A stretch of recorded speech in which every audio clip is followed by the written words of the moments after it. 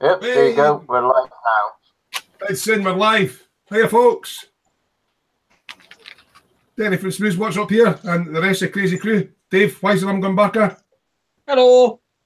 and we have Colin Wilkinson of Festa 67's Watch Up. Hello, people. We've got Mr. Mike Mountain.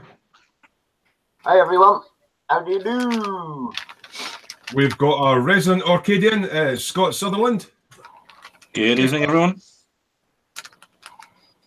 And yeah, we're a few members short tonight. Good evening to everybody in chat. I'll catch up with you in a minute and say hello to you all individually. Few members short tonight due to, well, you know, real life stuff, you know, family things and technical issues and all the rest of it. So at the moment, this is the team that you've got in. We've been kind of looking at this. Obviously, we said it was like a live build, and it's quite hard to actually build live and talk to you guys at the same time. So we're thinking of planning for the next one. Rather than calling it a live build, we'll call it a buddy build, and obviously we'll show you what we're going to build and stuff like that. And we'll continue like what I've had to do through the week because I'm sort of hosting and can't build at the same time. As we'll build them through the week, and then when it comes to the live shows at the weekend, we'll just kind of show you the progress and stuff, and it kind of takes the pressure off us to have the head down at the bench making stuff on the live feeds. And that was a good suggestion for Colin, so thanks for that, Colin. No worries, mate. I just thought it would help with people in the chat who are more involved. And also, if you've joined us from Facebook and you're watching us in a little YouTube live viewer, the little window, if you click the YouTube icon at the bottom, it'll bring you to the YouTube live feed and you can interact with us in the live chat. So I'm just going to have a quick look through and see who's in this evening. Let's have a wee look. So who was first in? Who was first in? Rattlecan Rebel. He's going, hey, Festa. So he was first in. Tony Black. Evening, Tony. Then we have Jeff Longman, who isn't feeling very well. He's a bit under the weather. He needs some man-up pills or something like that. He's probably got man flu. So evening, Jeff. Chris Henderson's in. Friday's router on Wednesday, so he didn't have his internet till today. The 48 hours of hell for his son. Yeah, if kids without internet today are like, yeah, their whole world's dying. Yeah, Chris, Jeff. Oh, Ken Sturrican. He's going morning all. Where are you from, Ken? If you're saying good morning, are you from down under somewhere? Who else have we got? Ronald Borg. Good evening, Ronald. Oh, Rattlecam Rebel saying he's just sat down to some genuine black pudding. Now, where is Yam Yam tonight? He might be in, he might not be in, but somehow his kit disappeared. He was tidying up and seemed like went out in the trash, and he's never been able to find it. So he's not got a kit. The dog ate it. Yeah. I'll get my own word. Yeah. Ronald Borg's going, hi, Terry. Thanks, Ronald. Good evening to yourself. Ken's from Melbourne in Australia. I thought it might be down under. Australia. All right there, G'day. Bruce. Good day, Mike. Putting a shrimp in the barber with Truly International today. Yay! Sorry about the bad. Yeah, the bad accents. Yeah, Any complaints, helgum35@geocities.com. That's the one. Paul Chaplin's in. Evening all. Evening, Paul. Jared B's back in. Hello, Jared. We have Stephen Whittingham. Good evening, Stephen. Oh, that's another name. Oh, Christopher Conybear. Yeah, Evening, Christopher. before. I'm just trying to see if I'm missing any names here. I'm just trying to get the hellos out of the way. Jared's in. Paul Shapland. Stephen Whittingham. Tony Black, they're in. Yeah, I think we've kind of caught up with everybody. Anyone we forgot, obviously, apologies. Yeah, Jeff's saying he's got that man flu. It's knocking everybody flat here. Yeah, it's a bit crap, the man flu. Oh, yeah, it's a well-known medical condition, mate. It's man flu. amounts of cups of tea and friendliness from her indoors. Yeah. And a wee hot toddy. Oh, Shane just popped in. Yeah, sorry, talking over the top of you there, Colin. That's all right, mate. Right, so as I said earlier, we've got a few members short tonight just due to various real life things and that, and so we're kind of thinking along the lines of although we planned it as a live build, I was finding that I was falling way, way, way behind. And I've been trying to catch up through the week. And the guys have sort of been thinking away through the week. And I think rather than calling it a live build for the next one, it's going to be more like a buddy build, but we'll update you on the live shows and obviously show you what we're building and stuff like that. Kind of frees up. It means that if the guys want to work on whatever it is that we're doing as a buddy build, which this basically is, frees them up so that when they're on the live show, if they want to be working on another model, you know, they can do that, or they can just sit and chat with you guys. So I think that's probably a better format. What do you guys think? Terry, stop. Yeah, Terry, whoa, stop. What? No, it's all right. It was just a fart. It's all right. Oh, all right, Dave. I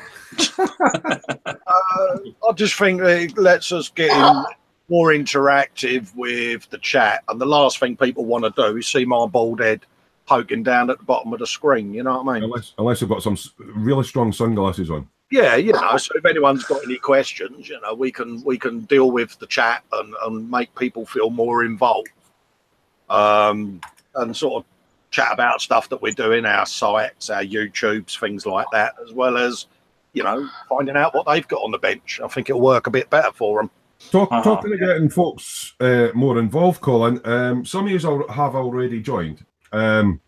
Obviously, the group of people that come in here for the live feed on the Saturday night are in my little cave group, which is a bit like the treehouse, like the Boom Hutters sort of thing, but it's our own little group. And so that you guys can interact with us when we're not live, because we have hangouts every night of the week, but we only go live on the Saturday.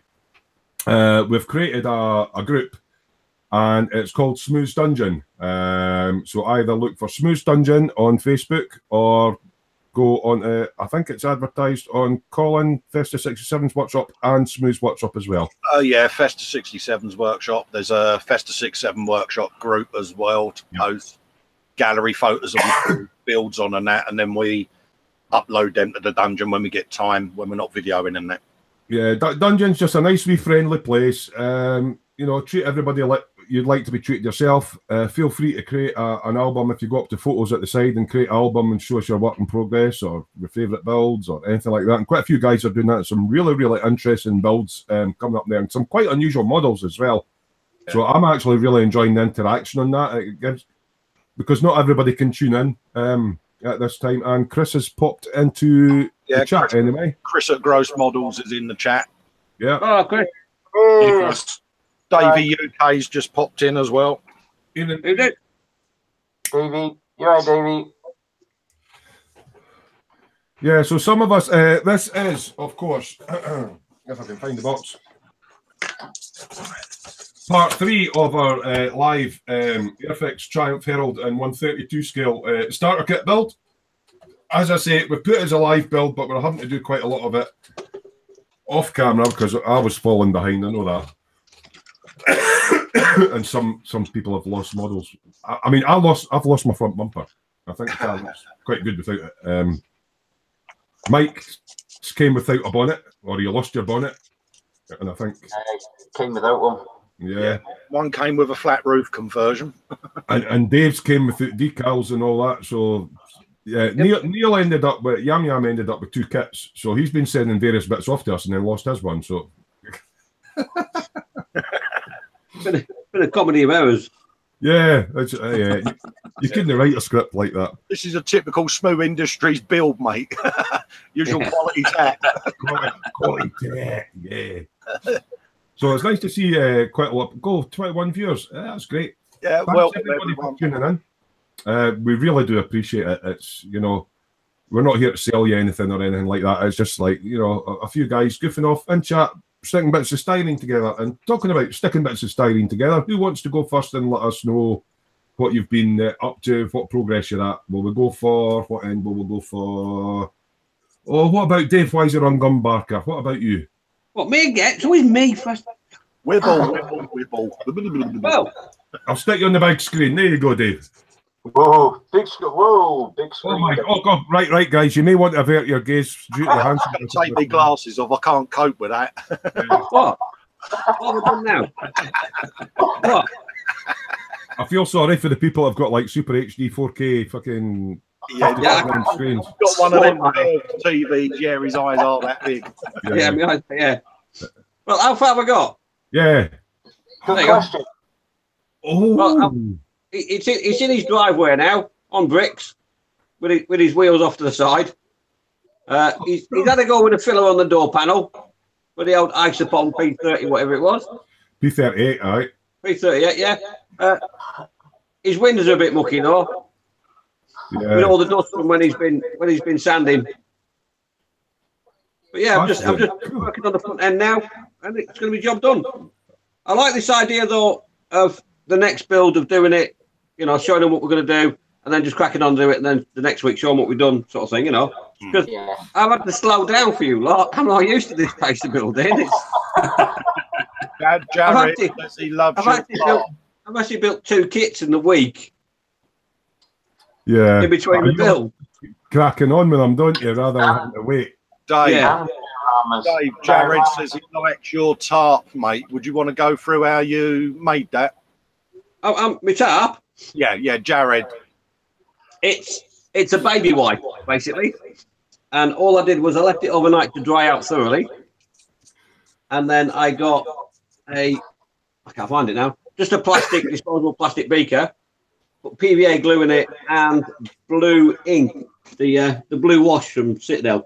Yeah. A couple of drops of that in it, mixed it in with a PVA, and then soaked the baby wipe in it. I used a foam nail varnish sponge. Oh, a makeup sponge. Yeah, just to sit it on, because I couldn't, obviously, because it's all blue and wet and manky. I couldn't sit it on the model, so I put it on the block, which is virtually about the same size as the Herald, just to get the shape of it, and left it overnight for the PVA to set in that shape, and it's now permanently brilliant. That shape. Yeah, and that's a disguise. Really simple to do. Really simple. Jared, that's how Dave done his tarp, mate. That's the disguise, a poorly moulded right-hand rear wing on it, which, I had to use a lot of sprue glue on. So you've hit yours with the tarp. Well, I mean, what Colin suggested I do was do a tarp over the entire car and just have like one wing poking out at the end of it. that would be a quick build. Have you got the front end of that up in bricks, Dave? The front end? Yeah. What, with his replacement front wing? Yeah. He hasn't painted his front wing yet. He's just left it primer. One wing primer. Yeah. It's a work in progress, bless him. He's doing the best he can. He's only got a little budget. Yeah. That's why he can't afford the big plastic car. Cheers for that, Dave. Right, I'm just going to catch up and chat. Expat Spain's in. Good evening. He says, hi, Smoo and the crew. Hello, mate. Coming in, everyone. Paul Chaplin's going, looking good, Dave. JS Idaho's in. Good evening, JS Idaho. He's hello, Smoo and the crew. I think you, Colin already got Davy's comment. That looks very nice. Good work. Yeah. JS Idaho, nice Herald and Dio, Dave. And Jeff Longman, PVA tarp, doping for the world. Is that what you call doping? Is it? Thank you, guys. Is that what you call doping when you're making material stuff? I don't know. It's a new. I've heard of doping, but I don't know what it is. I think we smoke it. So, have you been working on anything else, Dave? Well, I've just finished one tonight. I'll stick you back up on the big screen again. Let me just get it down off the shelf without breaking it. It's a bit delicate because the snow's not set yet. All right. Are you going to build a snowman? Oh. Yeah. There you go. It's whiting out a bit. Had it there. No. Turn it back a bit. You had it perfect. It's kind of whiting out a bit, but we're getting affected. Yeah, sorry. Yeah, it is a bit white, but it's a Bavarian Alps from 1988 in the winter. Because the actual helicopter was based in Germany in 1988, so I just thought I'd do to be different. I'll do a winter dial, and you've got the waterfall and all that coming down, and all the slate rocks, and yeah, that was a slate with the Poundland placemat that I wrapped in newspaper, stuck in a carrier bag, and beat it with a hammer. What's the actual kit, Dave? What make is a kit? I know it's 1/100 scale, isn't it? It's a Ravel. It's that one. Now that's a pocket money kit, and it's actually come out looking lovely, isn't it? Yeah, they're a nice little kit actually. These Airfix, they're Revell helicopters, they're right. And for £6.50, and what in material for the day or about a pound's worth. Yeah. You know, you can't go on, can you? You've done another 2 helicopters this week, or I have. I've found 4 in the set. There's the Apache, there's the Black Hawk, which I finished the other day. I like that one. Yeah, I like that as an actual helicopter. It's big and yeah. And that's one. There's the Hind. You just want me to get my belly on camera again, don't you? So that Andrew Sutherland can laugh at my belly again. You've not got your funny face on that you had on last night, though, Mister. Yeah. What was it? Oh, me, yeah. Mr. Messi, my Mr. Man T-shirt, yeah, and the Hind, and there's a Cobra that I'm gonna pick up tomorrow. That Hind's got a really unusual camo scheme on it, Dave. It has, yeah. It threw me when I looked at it first. It's like a 4-leaf or 3-leaf clover sort of paint job. It's very unusual. And they're all pocket money kits. They're all about £6.5 quid. They're all £6.5 kits. Yeah. And you built them over what? It must have taken you about 15 minutes, not a couple of days. No. Each one took me 2 days. They're about 52, 56 parts of kit. That's all. They're nothing major. And obviously, I use acrylic paint and the hairdryer method to speed dry. So, you know, are you it's just the way I like to work. Are you airbrushing a lot more now? I am now, yes. Now I've got my. This is amazing. I love this thing. It's the greatest thing, apart from my wife and children. I have to say, it's one of the greatest things in my life. Makes a difference. It's an Iwata HP Revolution. Yeah. And going from a cheap, nasty, horrible Chinese airbrushes, and thank you guys for helping me out with them. I did appreciate that. The difference is out of this world. It's totally different. You've got more control over the spray, because you were saying, like say, when you were doing it with your Chinese ones, you were getting paint on, but it was like press it and it's just like yeah, it's an all or nothing thing, isn't it? All or nothing, yeah. There's no finesse with it whatsoever, you know. And you can, with practice, you can get good results out of them. And for things like laying down self-leveling thinner, they're great. Do you think, as somebody new to airbrushing, using a Chinese airbrush might put them off airbrushing? Yes, definitely. So it'd be worth even getting some like a Neo or something, a bit more. Yeah, get a Neo to start with. Yeah, spend about 60 or 70 quid. Save up, even if it takes you another couple of months, guys. Seriously, it is just so much difference. It's less likely to put you off. It's a steep learning curve as it is, because you've got to learn about all the ratios for mixing different types of paints and stuff like that, and if it's hissing, it's thick and pressures and all that. Without it's false economy control, you know. Yeah, it really is false economy. Going for the cheap Chinese airbrushes. Yeah, if that's all you can have, then yeah, by all means get one. But if you've got patience enough to save up for 2 or 3 months, instead of buying 20 quid on the Chinese airbrush, save up for 2 or 3 months and spend 60 quid on something else, you know. Yeah. So you found a benefit with a better brush. So there you go. Basically, get the best brush you can afford, but there's no need for you to buy a £200 airbrush, because it's the entry level airbrushes around the 60, 70, 80 quid mark are good airbrushes. Mm-hmm. You know, you could spend, you could buy 4 Chinese airbrushes. Yeah. You know, and still get nowhere, or you could just go out and buy a Neo for Iwata or a Mr. Hobby or something like that. Colin, see, when you used to do your custom trike and that stuff, I believe you used to do a bit of airbrushing then. What sort of, I mean, you're talking fine detail work back then. What sort of stuff did you do? I used to do skulls, flame work, pinstriping, all of that sort of stuff. And what sort of size airbrush would you use for that? A wee 0.2 or something like that? Yeah, you'd go right down to 0.2, and then you could drop it right down on the PSI. But compressors back then weren't like they are now. The technology has come on so much now. So do you think the modern, even the cheap Chinese compressors are giving you more scope for? Yeah, I mean, you get what you pay for at the end of the day, don't you? You know, if you're going to start airbrushing, try and get one with a tank. You know, because that alone helps. Or I mean, that pulsing. Yeah, and when I started, I had a a big long hose left over from when I did my workshop days airbrushing. So that was more of your air tank. Your hose. that kind of made up for not having a tank. But yeah, definitely now with the modern equipment, you know, you can get such beautiful work done. And it depends on how much airbrushing you're doing as well. You know, if you're doing a hell of a lot, then yeah, the better quality airbrushes are. They're easier to strip down and clean as well, aren't they? They're less likely to break. Yeah. But get what you pay for a bit, Colin. Were we talking about compressors or peppermint rhino again? Spearmint Rhino. Yeah, that place, yeah. Allegedly.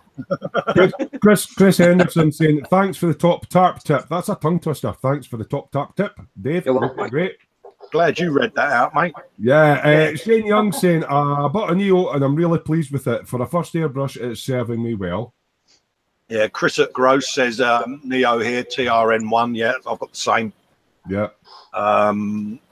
Davey's also saying he's got the Neo trigger airbrush. Love it. So yeah, I've got the Neo trigger and the Mr. Hobby. I use that for my fine detail work because there's a valve on there that you can really turn right down. And yeah, you can use it like you would a pencil. Phenomenal piece of equipment. Ronald Borg saying, or do an air compressor yourself. I remember, I've heard stories of the old days. He used to take the inner tubes out of like JCBs and big tractors and fill them with air and then run a hose to the airbrush. Yeah, used to run it from the air valve, yeah. Yeah. Tony Black says he's got an H&S Evolution. I had the H&S Evolution 2-in-1. I couldn't get used to the trigger feel. It's a good airbrush, but I got rid. I don't like the feel of the trigger action on the H&S. You can adjust the triggers on there. Yeah, I did. Yeah, it's, you know, there is if you can make. If you start off on H&S, you get used to it. But I started with iWater, and I just love the feel of iWater. Yeah, there's just more feel. It's a bit like the way I can describe it. When you're learning to use an airbrush, it's a bit like learning to drive, where you're learning about the clutch and the biting point, and it's the same with the airbrush. The biting point, or when the paint starts to pull through. Yeah. And I find it's a lot easier in the iWater, so it's like driving a Mercedes manual and getting used to the biting point, which is quite nice. Whereas I find the H&S a bit more like a Scania truck. It's either fucking all or nothing kind of thing. Yeah. What else have we got? Davey UK is talking about if you can get a Mac valve, it means easier for fine air control. Now, I'm getting used to this. My airbrushes don't have a Mac valve on them, so I've got one on my... Yeah, I've got one of them. Quick release. Yeah. Now, it's good for taking the pressure down, but I've been told reliably, if you get the ones where the Mac valve is actually in the tip of the airbrush, because it's adjusted right at the end, you get more fine control. But I'm experimenting more with my Mac valve. I wasn't at first, so you can keep your compressor set on, say, 20-24 psi, and then you just adjust the pressure with your Mac valve for your close-up black and white.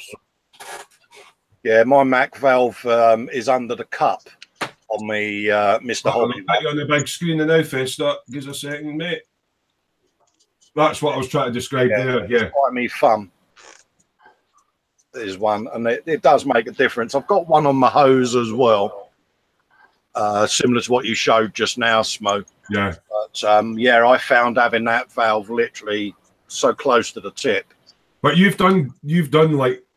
Oh, some of it might obviously be masking work and all that, template work and that when you're doing all the skulls and everything. But if you're used to fine detail, you'll be used to using one of those. It's a new thing. Yeah. I mean, it's like pinstriping brushes. You know, the big long pinstriping brushes.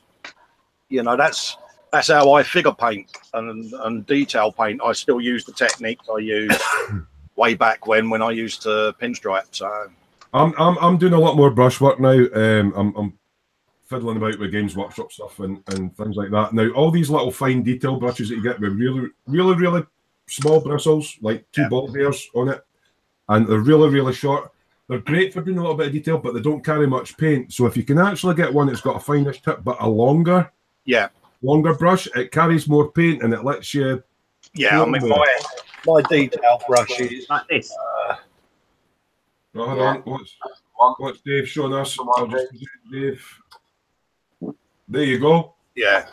That's I would say that's like a pinstriping brush, that. You know, quite long bristles on a lot of them.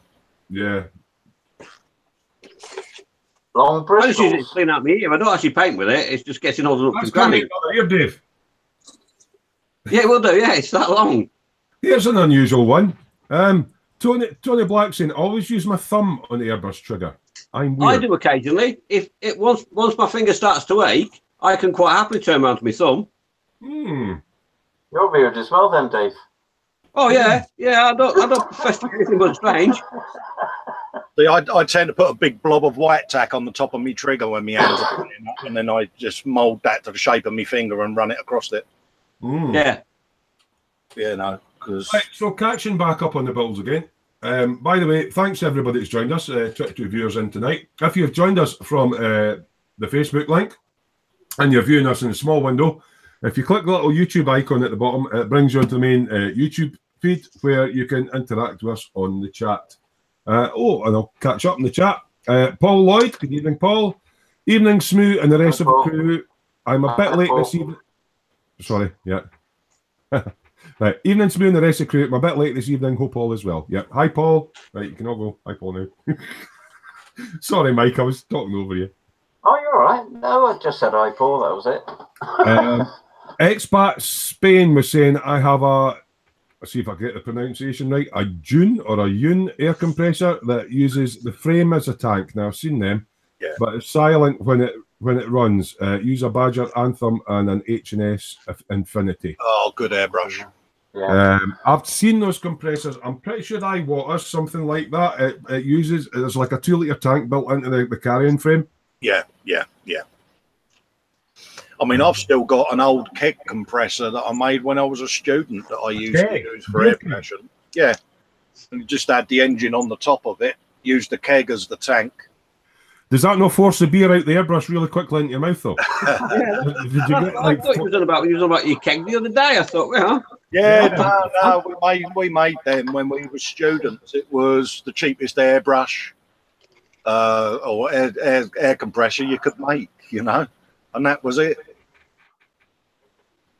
Jeff saying, I have, excuse me, for my throat. Jeff's got a point there about iWater needle. Yeah.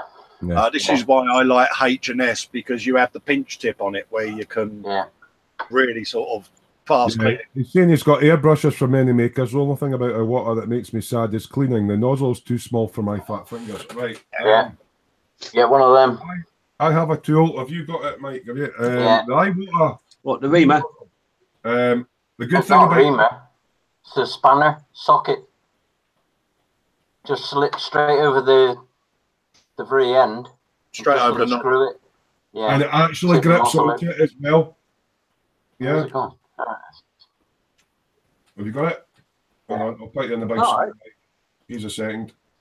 Yeah, because I'm terrified about dropping mine and the carpet monster eating it. Yeah. Well, that lets it slots into the nozzle, and when you take it out, it grips it, so it doesn't drop, and it's better than a spanner. Absolutely, much better.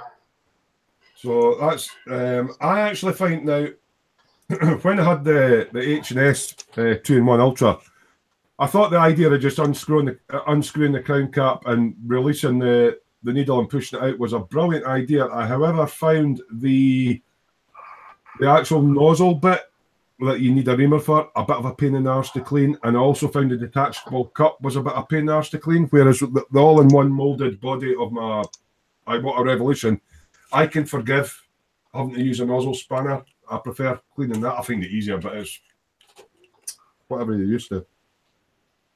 Hey, Colin. Correct. Colin, when you put the front end on it, you know, it changed. You didn't have to make one, you know, mate. Yeah, I know, but I like my hinges, mate. I think it's You cut them off. You cut them off. Oh no. I did. I had so much flash on my front grille that I actually cut my hinges off thinking they was flash. I actually think that your idea of hinging it is better because it's so clumsy. Yeah. Yeah. And I haven't got panel lines either. Because I noticed that if I use ordinary one, it kind of sits up at one side, and it's like, I should really pinned it like Colin. Yeah, What nice try, Dave. Yeah. And it's got panel lines. what panel lines? Right, shall we come over to Colin and see where he's getting with his little car, seeing as he's, there we go, sticking up on the big screen. Colin, there you go. Oh right, yeah, it's pretty much done, mate. It's just a tiny little Herald on a little tiny banger track with its flip bonnet, with its homemade hinge. Bit of rust, bit of gunk, bit of rust underneath. Some engine oil leaking out of it. So yeah. I noticed the roll cage and the little roll cage made out of cotton buds. That's quality, mate. That's nice. I didn't believe it or not. In there is a beautiful dark wood dash. And you can't see it. Yeah, you know what I mean. It's quite disappointing, but yeah, I had to do a bit of modifying under the bonnet because I had to move my battery over because I put a roll cage in and things like that. But well, I've got a confession to make. But yeah, sake. Because when I built mine, I forgot to put the decal on the dashboard, but it don't really matter because you can't see it anywhere. They even got a vinyl roof. I'll put it back on the con. Everybody's. Yeah, even got a vinyl roof. Vinyl roof and everything, eh? How did you do the vinyl roof then, mate? A bit of vinyl, Dave. Oh, you actually use vinyl? Yeah, clues in the name, mate. But no, I thought knowing what you're like with your flesh tones and your bloody nylon stockings, you'd have done it with some sort of fantastic painting technique that I didn't know about. No, it's a piece of vinyl, Dave. Fair enough. Vinyl. Yeah. Right. Oh, that's cool. what I did the dash and the seats in the E-Type with. I actually covered them with leather and vinyl, mate. Ah. So that's what threw me, because usually you just use some sort of secret bloody painting technique that's only known to bloody ninjas and buddies. You can recreate it with model colour leather paint and the crack finish, and it will give you the same texture. Right. But Tony Black's saying nice, and David UK is going very nice. Yeah. They're liking that. The banger racer. So that's a different take on it. So Dave's doing one that's being restored on the side of the guy's house. And Colin's doing a banger racer. And Mike, are you able to show us what you're up to, mate? Yeah. I'll stick you on the big screen. There you go. Just restuck my steering wheel back in because I snapped it off. Yeah. They were prone to that. There we go. Let me put me on the big screen as well, and then I can see where I am. Right. So I've gone for shiny. Oh, shiny. Nice. Nice red. I like that. With a bit of chrome. Thought you would have done that in Everton blue, Dave. No, we don't do blue here. We don't do blue. Liverpool. So I've got the bonnet that Neil kindly sent me. Tony Black says he's liking it. Oh, you got all your... I love the way you say interior. Go say interior, Mike. What's the interior paint, mate? Interior. I love the way you say interior. Interior. OR. Because I'm for down south, innit? I like the red wheels with the chrome caps. Did you use Molotov on them? I did. I used Molotov, yeah, my most favourite go-to chrome makey thingy.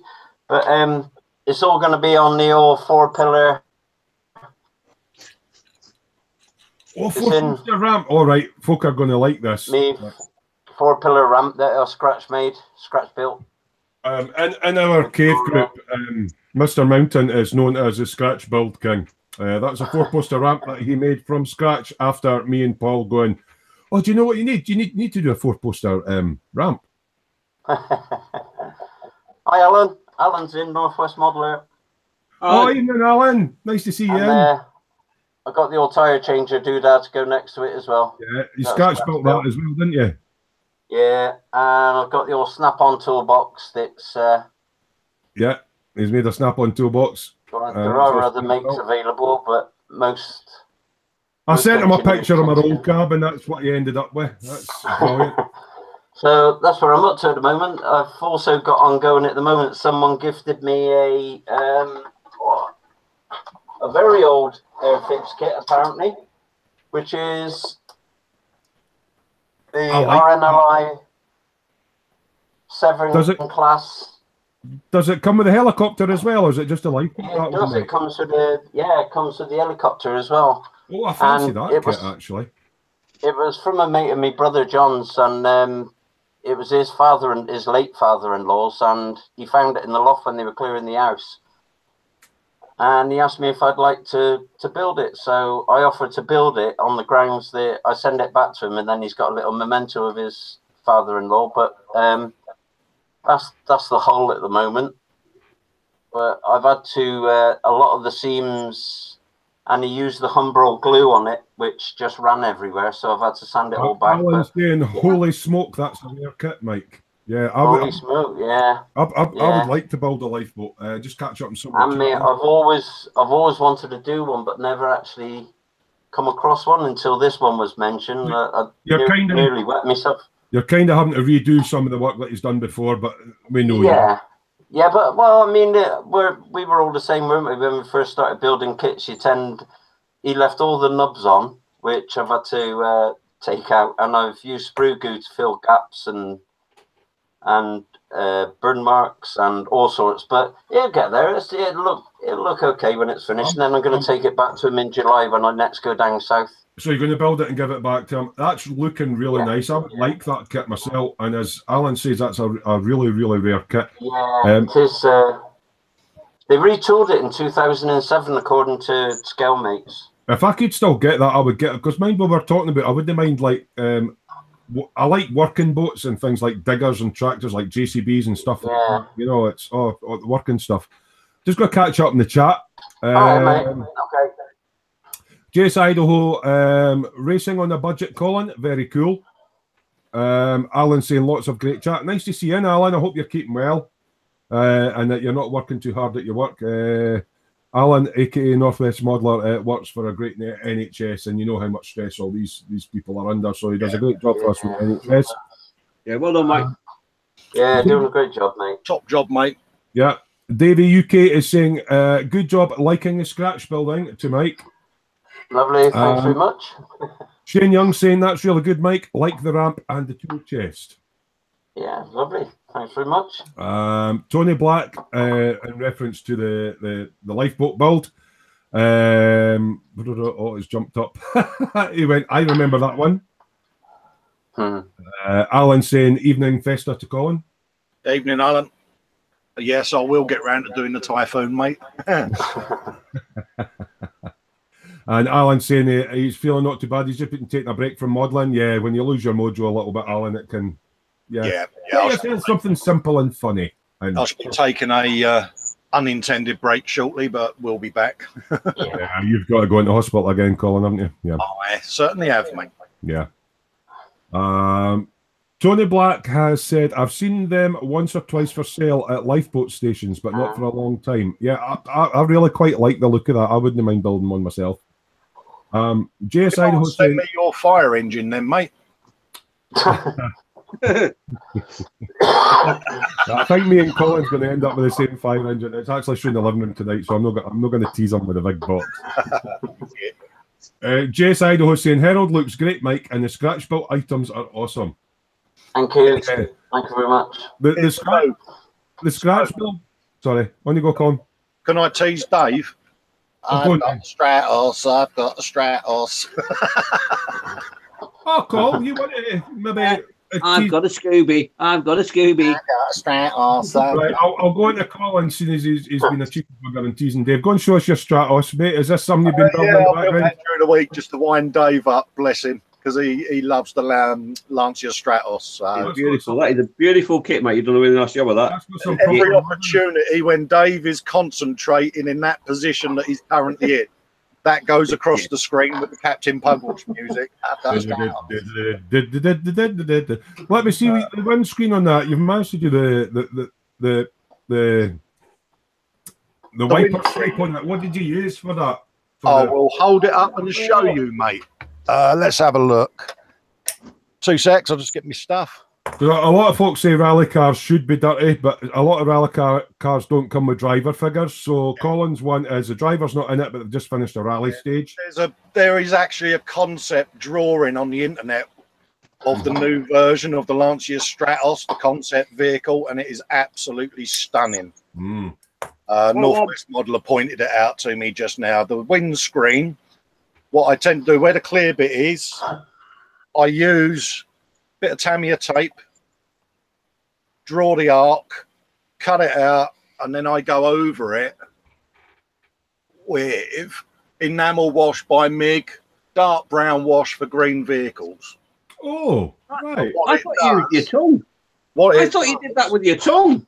It gives you wet rally dirt, basically. That looks really good. I've always wondered how to do it. Yeah, and that's all brush painted on as well. What about the mud and that on the sides? Is it the same stuff? Yeah, same stuff, mate. Yeah. And luckily for me, I shake a lot, so I've only got rest brush on it, and it just goes straight across the So if you want randomisation, you get that quite easy. Yeah, I'm the guy who works at McDonald's making the milkshakes, in case you wonder. Right, Dave, seeing as you had your wee rally car out, let's see your Scooby-Dooby. What? You're on the big screen. Am I really? Yeah. I'm famous. Yeah, there's my...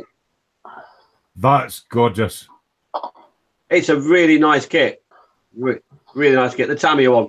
For 20 quid, you can't go wrong for that. It's a cracking kit. Yeah. Good fun. Good fun to build as well. That's a nice colour, that. I like the colours on that.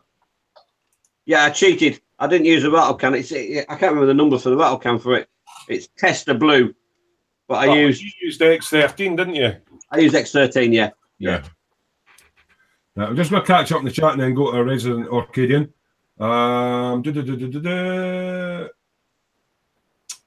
Alan saying, are they relaunching the Stratos for real? This is to Colin.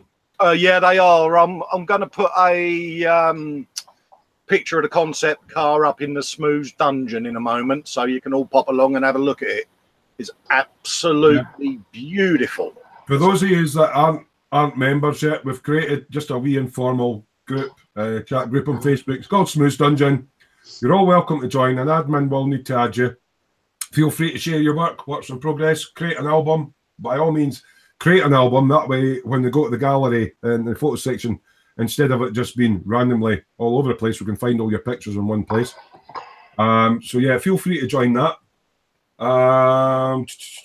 Yes, Idaho went serious rally mud, Colin. Those Stratos are some neat cars. Oh, they're beautiful, mate. They really are. I like all the decals, the sort of the green and the red against the white. They're nice looking. Tony Black saying very nice kit.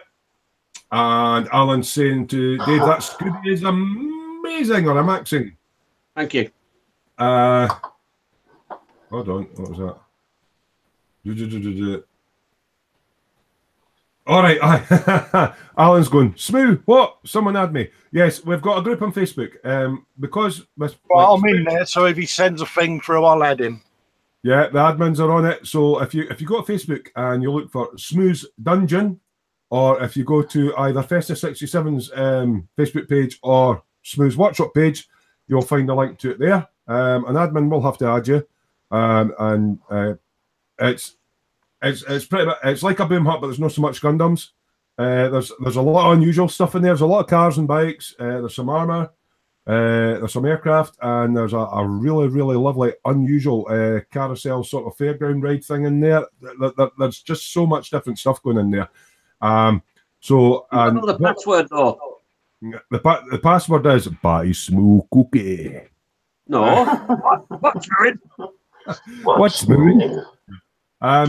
What we're trying to encourage on this, what you tend to find with groups is your photos get lost. If you just post up, look, this is what I'm working on, and then somebody else posts up, and then 2 days later it's away down the feed. If you go up onto the left-hand tab, there is a tab saying photos. You click on the photos, and one of the options it'll give you is make an album. So make yourself an album, and you can do as many albums as you want, but you might want to say last year's builds, and say it's like, for examples, it's Alan's last year's builds, and put all your last year's builds in completed, and then you might want to make another album saying Alan's work in progress, Boeing 747, something like that.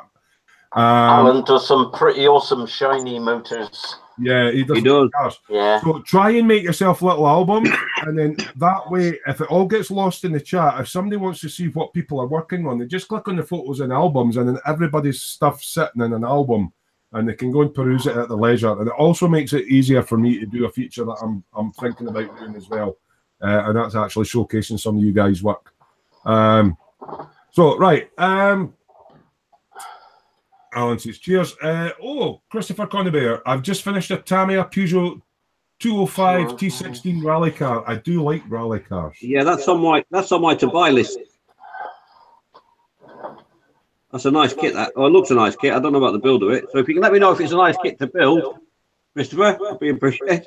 Yeah, I give Dave some feedback. It's one he's got on his thing. So again, thanks for all the viewers that are on tonight. There's 24. If you've joined us from Facebook, and you're watching a little viewer window, and I know I keep repeating it, but I'm trying to get you guys into chat and having a laugh with us.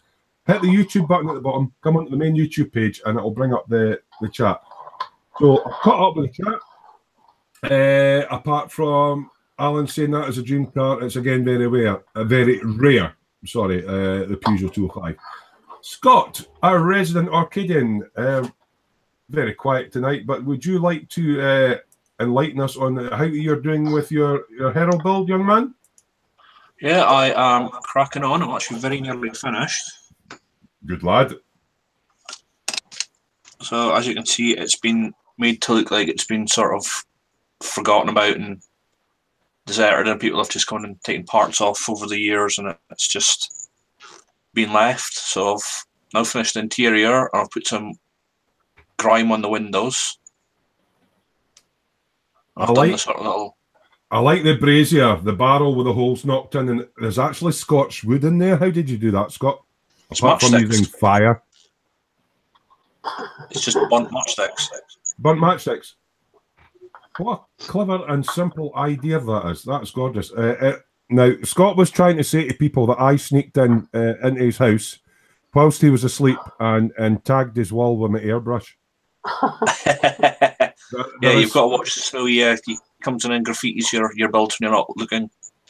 Now, Scott's camera quality isn't all that great, but most of the guys have got an album up in Smoo's dungeon where they're doing work in progress shots. So if you want to see more on what Scott's doing, you can either go into, and I'll let Scott tell you the links, but I mean, you can either go into the dungeon where he's got an album there, or he's got his own Facebook and page and stuff. You want to tell him a bit about that, Scott? What was that, sorry? You want to tell them a bit about your Facebook page? Yep, my Facebook page is The Junk Works, for those of you that aren't on it. Your camera's not all that clear, but maybe spell it out, or we'll get Colin to possibly put the Junk Works link up if you could possibly, Colin. That would be. Yeah, just bear with me, mate. I'll open it up. No problem. Is that YouTube or? Just his Facebook one. That's my Facebook. I'm still working on YouTube. Okay, mate. Yeah, you're having problems getting decent camera editing software, aren't you? Yeah. I'm working on it. Anything else in the pipeline? Anything else that you've been working on apart from your Herald, Scott, that you maybe want to show the guys? No, just been quite busy at work this last week, so I've not really had time to get to the bench because I've been pretty tired when I got home. So you've been buffing jewellery and stuff like that. Yeah, well, we've gotten a lot of trade orders come in, so it's been quite busy. That must be quite sore on your fingers sitting at a buffing wheel all day. And we heard. Yeah, I don't know how well you can see it, but the ends of my fingers are actually like leather. Yeah, and you've got well manicured nails tonight, but normally they don't look like that. You put something in the cave chat the other day that you use as a buffing thing. It's got like lots of steel pins on to take the roughest parts off of some of the jewellery, which is cast in silver. That thing that looks like a flail. Yeah, a flail, and a bit came off and hit you in the head. Yeah. Did it impale on your head like that resin model that Colin's got? Hellraiser. It's called a stipple wheel, and when you get a piece of jewellery and you look on the back and it's got that sort of dimpled, stippled effect on the back, that's what we used to do it. Mm-hmm. And it's like a flail spinning around at 3,000 RPM. So what do you wear for safety equipment when you're doing that, Scott? Is it like obviously goggles because you're at well, I've got safety glasses. Do you have Gorilla tape, which you can put on your fingers just to protect your fingers. And we also have it's literally just like the fingers off leather gloves that you can put on your fingers. Right, so like finger bobs. Just when you're working the jewellery, it gets ferociously hot. Oh yeah, when you're buffing stuff up, it does get hot. Yeah. So do you wear a leather apron? No. Suspenders, high heels. Stay in. Suspenders, high heels. Oh, only on Fridays. All on Fridays. Is that spinning around about 3,000 RPM, Scott? Have you never thought about a cricket box? Just to be on the safe side. Oh, in case something hits you in the nads. Yeah. No, there's just one of the steel pins pinged off it yesterday and hit me in the forehead, and it was like, oh, okay. Yeah, I suppose if you're beating them all the time, they're going to get bits flying off. I know. When I used to work as a mechanic, and you're maybe wanting to clean a part up in a normal wire buffer wheel, one side's got the grindy wheel, one's got the wire buffer, and you go and you get the wee bits of wire flying off. Right, I'm just going to catch up in the chat again. That kit that Christopher was on about, Dave, he says it's not the greatest, as it's quite an old kit, and he bought it part built. Yeah. I did see one, the Hellier one of the Peugeot. All right. I quite like that one as well, but that's the old. What scale's that in? 124. Right, so standard sort of usual car scale. Yeah. Northwest Modeler, aka Alan, was saying to Scott that's awesome. Shane Dunn loves the rally car models. Can't wait for the bell kits. Manta 400 coming soon. Now, these bell kits seem to be really, really, really good. Now, I haven't built one, but there's a lot of car builders in here. I know Alan for Northwest Modeler, Northwest, get my teeth in. Likes building cars. Yeah, bell kits are doing quite a lot of nice cars now. So maybe some of you guys can tell us about these bell kits. But he's saying there is a Manta 400, and I think the Manta 400 might appeal to Colin, actually, because you've got a... What's the car you've got, Colin? Well, my car I drive as normal when I drive. I thought you had a Manta. No, I've got an Opel Monza GSE, mate. 3 litre. Monza, right. Yeah. What's the difference between the Monza and the Manta again? Luxury, mate. Leather seats. Yeah. Monza GSE is the Grand Sports Executive. It was the top of the range version of that type of car. Excellent. And it is a beauty, mate. Tony Black's been saying he's been watching YouTube videos of barn finds. So great references on those. Great job, Scott, on your Herald. Yeah, barn finds are quite good. Yeah, a car that's been lying covered up and just natural stuff. Alan saying he'll add an album tomorrow. There'll be plenty in that. We'll look forward to that, Alan. Jared B is saying all the cars are looking great. You've not seen my pile of shit yet, but yeah. Alan's away. He says his wife saw me, will be back in 20. And Dr. Sprue is in. Good evening, Mark. Hello, Terry and the crew. Evening, Mark. I'm back. Evening. JS Idaho is saying, obviously, to Scott's one, cool Junkyard Herald. Thank you. And yes, it is Mr. Mike Mountain's brother. It's John Mountain, and he's going, good evening, gentlemen. Four! Not saying that he likes golf or anything, but 4! And just in case Mr. Mike Mountain's neighbour, I think it's Bob, is in. Good evening, Bob, just on the off chance that you're in. Hi, Bob, just in case you're listening. Yeah. Yeah. Dennis next door might be in as well. Yeah, I'd like to say a hello and a thank you to somebody as well, Terry. Well, I'll put you on the big screen then, right? Hold on, wait a second, Dave. On you go, neighbour. Yeah, my friend at work, my workmate, the other butcher, Andy, he went into Lidl's last week, and they had 20 of these things in, and he went in yesterday, and he only had 2 left. And he thought, Dave's been banging on about getting one of them, so I'll get him it as his early birthday present. So, Andy, thank you, mate. Very much appreciated. Look at that beastie. Oh, very almost like rebel thing. So, yeah. So, thank you very much, Andy. Much appreciated.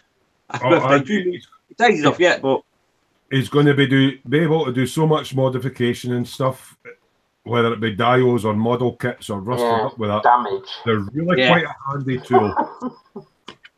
I think I might try out and see you farts in bed and see what effects I can get out of it. So what you need to do is you just need to put a straight rod on it and put a big lump of white tack on it that sort of makes it out of balance. It goes like brrr, and yeah. Anyway, moving on. Yeah. Dean Briggs, good evening, Dean Briggs. Hi, Smoo and the crew. I've got the 1/24th Matchbox Ford Escort XR3 kit. Great show as always. Oh, match. Oh, that's an old kit call, is it? No, Matchbox XR3. I'd like that. Yeah. Yeah. Well, Yeah, it's a picture of a kit, that does, mate. Dean, are you on our little Smooth Dungeon? I'd like to see a picture of the box art and that. And if you're building it, any pictures, that I mean, the XR3, I mean, I'm talking, I was an apprentice mechanic back in the 80s, and that's when the car was out, and you were either an escort man, or you were into Sierra Cosworths, or you were into Caprice, and all that sort of things. Christopher Conabert is saying, the Bell kits are good kits. I've built a few. I quite like the Hellier kits too, so... I don't build a lot of cars. I know Dave's really getting this bug for shiny, and he likes his rally car stuff. I do love rally cars. I think they're my new thing. What about you, Colin? Do you build many? I know you kind of build. What takes your fancy and stuff? Have you built many cars?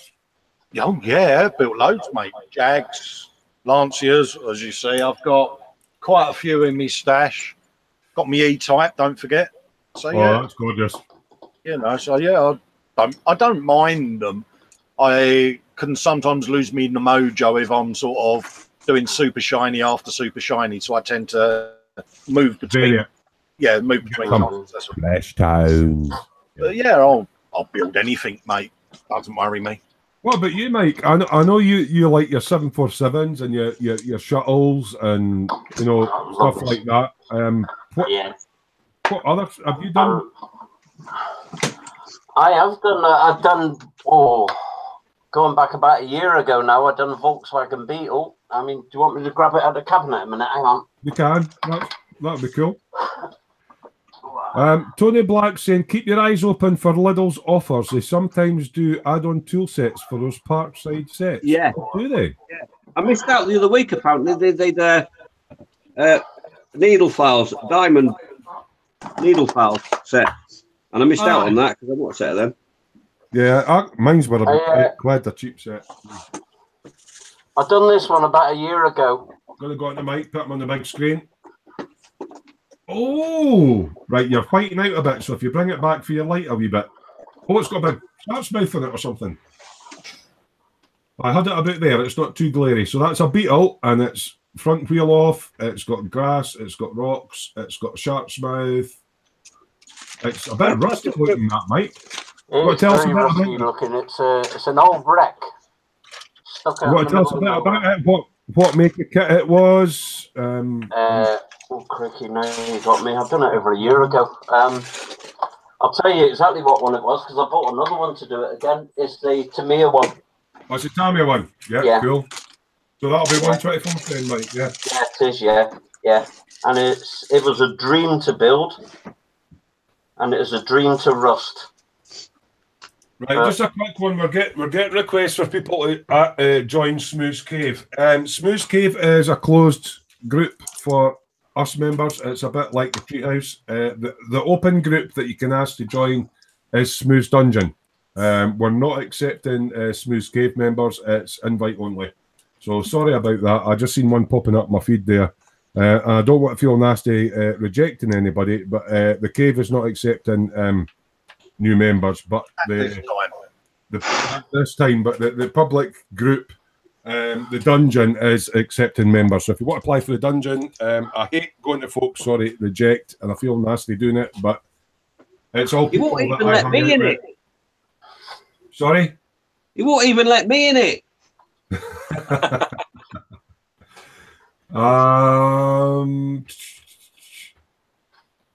Yeah, and Dean Briggs is in, and he goes, "Hi, Mike." So yeah, I suppose I better show you what I've managed to get up to with my crappy Herald. So I'm going to present myself to everyone. Luckily, Kat's not in because she would just swoon. In terror. I'll present myself to everybody, and I'll just get my gimbal sorted up. And right, hold on to your seats. We're going to whoosh a bit. Oh, whoosh, whoosh. Right, okay. Get my camera in the right sort of. Get in a kind of position where I can kind of show you what I'm doing. The problem is the Hangout toolbox isn't working, so it's kind of looking reversed to me at the moment. So, right, okay. Right, since I've put pictures up in the Smoo's dungeon. Up the store. Is that the yacht club? It's all right. It's my sister-in-law ringing me. It's all right. All right, okay. I thought it might have been the yacht club. Who's texting me? Right. Yeah, the yacht club. Right. Anyway, right. So the story behind my Herald is I'm doing one where it's a boy racer's bought an old Herald. He's got the money to do up all the paintwork and everything like that, and the engine and stuff. But he hasn't quite yet got the money to do up the interior and all that sort of thing. So I haven't done this before, but I'm going for a two-tone sort of candy type effect. Now, I know I've went too heavy with the candy paint, and I had problems with it. But basically, my Herald is in a purpley blue sort of candy coat, with a chrome sort of silver as a base. Now, this isn't finished. I was told, you'll maybe get some purple tones off it. I was told that the paint that I was using, which is the Sino-Res Miniature Purple Ghost Tint, that you didn't have to thin it when you were using it. You do. But whatever you do, don't thin it with cellulose because it gunks up in your airbrush. Thin it with standard X20A. So unfortunately, I ended up with really, really, really bad orange peel. Now, Who's texting? oh, sorry. Ended up with really, really bad orange peel. So I've done a couple of cuts back using the micro mesh and got it reasonably smooth. And then when I took the masking off, there was a couple of bits I had to touch up. So I've just actually brush painted it. And I'm going to flat it back again with the micro mesh. And then I'm going to go over with clear coat. So that's kind of... I'll see if I can actually stick the bumper on the front, just to give you an idea what the car looks like. Let's take it off the... Oh, snap, crack, wallop. That's kind of what the car... Oops. That's kind of what the car looks like. Shiny. So it's getting there. I'm going to be able to recover it, but I've got quite a lot of working on that with a micro mesh before I put the lacquer coat on. So I've done that in the background, so I'm going to be micro meshing. The interior, because it's old and worn, what I've done with the seats is I've made them like a distressed leather. So you can maybe make out on there that the seats are all kind of distressed and a bit worn because he's not got the money to do that. So I've done that bit. Dashboard's now finished. I've done it in a walnut. With a little speedo and everything in. Unfortunately, where it's located in the car, you don't really see it. So I've done a walnut dash.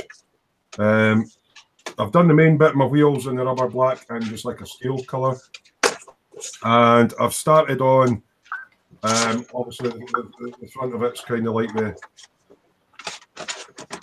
colour. I've done a wee bit of detail painting on the engine and stuff to get it kind of where I want it to go, and a little bit of detail painting on the bottom. And that's as far as I've got with that. So that's basically how far I've got with it. I'm finding it quite hard to... Hold on, my camera's going to buzz all over the place, so I'll stop presenting for just now, because you don't want to see my big belly. Because obviously I'm trying to host this, finding in the live builds that I'm not managing to get an awful lot actually done. So I've been doing it through the week, which is why on the next ones we're going to kind of do it as a buddy build. And just give you an update. So that's where I've got to it. I've got a lot of wet sanding to do and then a lacquer coat, but it's getting there. It's getting there. I haven't done a candy job before, and I haven't really done two-tone before, so it's a learning curve for me. But yeah, really enjoyed it. Right. Rattlecan Rebel saying that little gear is German too, so a lot better quality than from the Hanoi Hilton area. And it's went deadly quiet. Can anybody hear me? Yeah. Yeah. Right, so that's how far I've got with that. What else have I been doing in the background? I've been doing a little I don't know if you'll make it out. A Space Marine guy that Mike sent me. He built it up, but I'm in the middle of painting that at the moment. So there's some photographs of that on the dungeon as well.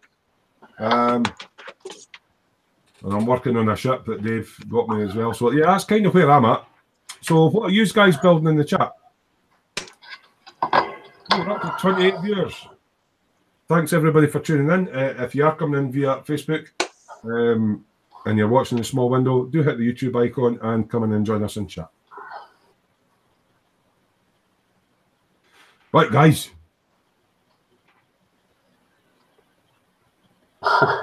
Definitely silence.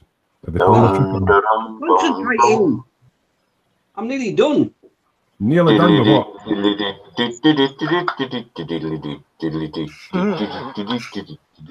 I'm done. I'm finished. Tony Black saying he's just built a Rebel 125 Mustang. Ooh. Oh, good shout. Ronald Borg is on a Mercedes-Benz 300 SL 1955. Now, is that the or the Gullwing one? I'm trying to remember. 300 SL 55. Yeah. Ooh. Nice one. Dave's trying to show us something, and he's camera. I'm done. It's finished. Is it finished? It's finished. It's on his dial. It's on the bricks. And we have our first finisher. We have Dave Weiser Barker. There we go. Can I put it on the shelf now and forget I ever built it? Yeah, mine's in the cabinet. Colin finished first, not me. Oh, have you finished? Well, Colin finished first. So Colin finished first. Mine's sat in the cabinet. Do I need to get it back out again? Nah. So we have two finishers. I'm obviously still working on mine. Well. Dave likes finishing early. Just need to ask, but yeah, my wife does that as well. He's known for it. Tony Black saying 2014 Mustang GT went together like a dream. And the Mercedes-Benz 300 SL of 1955 that Ronald's doing was an Airfix model. Oh. Paul Lloyd saying, I'm still tinkering away with the cockpit of the Airfix 148 Stuka. Can't stop adding stuff. Is that an extra paint detail or photo etch or... Pardon me, I do like the Stuka as a model. 148. Tony Black went. Christopher saying starting a Belkit's Fiesta going to be done in Michelin pilot colours. Ken Sturrock's going well done. Jared B saying, how's the Peterbilt coming along smooth? I haven't touched it for... You have to mention the Peterbilt, didn't you? Yeah. I haven't touched it for a little while because I got fed up of burning out Sanders. I'll get back to it. I need to do my Z250 first. Get that out of the way because that's a video build. I'll get back onto the Peterbilt, but I've got another truck that I'm fancying doing more than the Peterbilt, which is that fire engine that I'm not going to show Colin because it's shooting the limit. Peterbilt it's coming together, but it's needing so much sanding and filing and making parts look like what they're supposed to look like. It's sapped my mojo, so that's a long term. It'll get done in the background. Ken Sturrock saying he's building a 1/10 bust. Oh, a German MG34 gunner. Oh, nice. Collins Street, yeah, a military bust. Paul Lloyd saying he's adding half-arsed scratch and wires, buttons, boxes. So you're doing a bit of scratch building to build up there. I do like people who scratch build things to make things look a bit real. Paul's... Someone say bust, Smoo. Flesh Downs. Oh, Ted will be in if you mention Flesh Downs. You know what he's like. For adding your own scratch built detail. I do like it when people do that to models. Rattlecan Rebel saying he's doing a BMW 3.5 CSL Group 5 Racing circa 1975. Dave, which one? No, BMW. The one I'm doing as well. Is it CSL, the one yeah. on the big screen? Wait a minute, I'll put Dave on the big screen. Is it the same one as that that you're building, Rattlecan Rebel? Because Dave's just starting his. I'm just starting. I'm just on the engine. Ooh, is it going That'll forward? be done by tomorrow at dinner time. Yeah, no, it won't. We're built by tomorrow with dial and full working pit girls and everything. This is the one that Neil Harris sent me. It's a gorgeous. lovely look kit. It is a beautiful kit, yeah. Yeah, I don't know what the decals are going to be like, but we'll have a go. It's a pity you can't get them scanned in because we'd always get a backup for calling. Yeah, I've got no scanner though, so. Library. Wing and a prayer. Wing and a prayer. USB stick into the library. Wing and a prayer, yeah. Right, okay, we've actually got a serious question, and good evening, Thomas Easton. Could anyone tell me what is the best lighting to use for workbench? Daylight Daylight bulbs. Yeah. Daylight, one of them. Yeah, daylight. Yeah. Or if you want to do it on the cheap, have a look on the eBays and have a look at aquarium lighting. You want a T5 daylight. If you've got silly money to spend, this is the fluorescent tube daylight version of the Chesto lamp. Now they're about 80 quid. There is a new one, an LED one, but it's about 130 quid. It's out with my budget. I had to save for months to get this. So I use that. That's my nice big long bench light. Otherwise, I've just got standard angle poise lamps with 40 watt GU10 daylight bulbs in. And I've got a 100 watt bulb in the ceiling. What about the rest of you guys? What do you use? I have two LED lights either side of my bench, like LED daylight lamps, which I actually got, funnily enough, from Middles. I think they were £14 each or something. There you go, Scott. So what have you got? Because see, up in Orkney, not the Orkneys as Ted says, up in Orkney, they've only just switched off of candlelight onto electricity. Is that right, Scott? Yeah, he's got some bloke sat on his bench that he pays £1 shilling an hour to hold a candle. Yeah. or a whole cyclist outside pedaling on the bikes trying to get the... Get up to speed, yeah. My little puffin Erland says, good evening. Scott sent me this. Orkney is where all the puffins go at mating season and all the rest of it. So some of us have got little puffins and some have Shane Young has put up, just started a Herald after watching you guys. I thought I'd have a go. Shane, throw it in the bin, you masochist. I hope you got plenty of antidepressants and beers. Yeah, just remember the prongs on the front grille are for making the bonnet hinges. Don't cut them off. Yeah. Oh, do you ever find that sometimes? I mean, I like the trumpeter and stuff like that. I mean, sometimes are really, really small, and you're not quite sure if it's a sprue gate or the part, and then you snip it and you go, shit, I should have left that on. Yeah, I mean, we're blokes of a certain age. We don't read instructions. So, Thomas, I hope that helps you with the lighting. Basically, you're wanting to go for daylight, whether it be LED or, you know... fluorescent T5s you want? Fluorescent T5s as well. I can't remember how many lumens it is, but it's quite a lot of lumens. Yeah, 15 million, 15,000, I think. Cool, Dave. That sounds like Rivet counting knowledge there, mate. Well, I've got quite a lot of lumens in mine, but the thing is, I'm not a Rivet counter when I'm not a Rivet counter when it comes to model making, but when it comes to aquariums with fish tanks, I do have a lot of fish tanks. Yeah, you've been at the Tommy Walsh School of Lighting, haven't you, mate? I have, mate. Yeah. Oh, have we not got a guest appearance for Tommy Walsh tonight, then? I don't know. He's around somewhere. Got a guest appearance from Tom Hardy. Hey? Guest appearance from who? Yeah, he's turned up. He's there. There he is. There's Tommy. You can have a guest appearance by Tom Right Hardy. to Tommy Walsh to let him know the impact he's had in the model making community. Colin was just, you'll need to speak again, Colin, to get your camera up, but it was on about Thomas Hardy. Yeah. Yeah, you can have a guest appearance by Tom Hardy if you want. How about Ted? How about a guest appearance Last thing running down the motorway like Usain Bolt. We're going to Mike. Waiting out. I need to get the button. There we go. You're fighting out a bit. Can't make it out. You're really white. Turn your light away from your face a bit. You just look like a... Oh, there we go. Hello, Tedward. Hey, Jimmy Savile, isn't it? Hello, Tedward.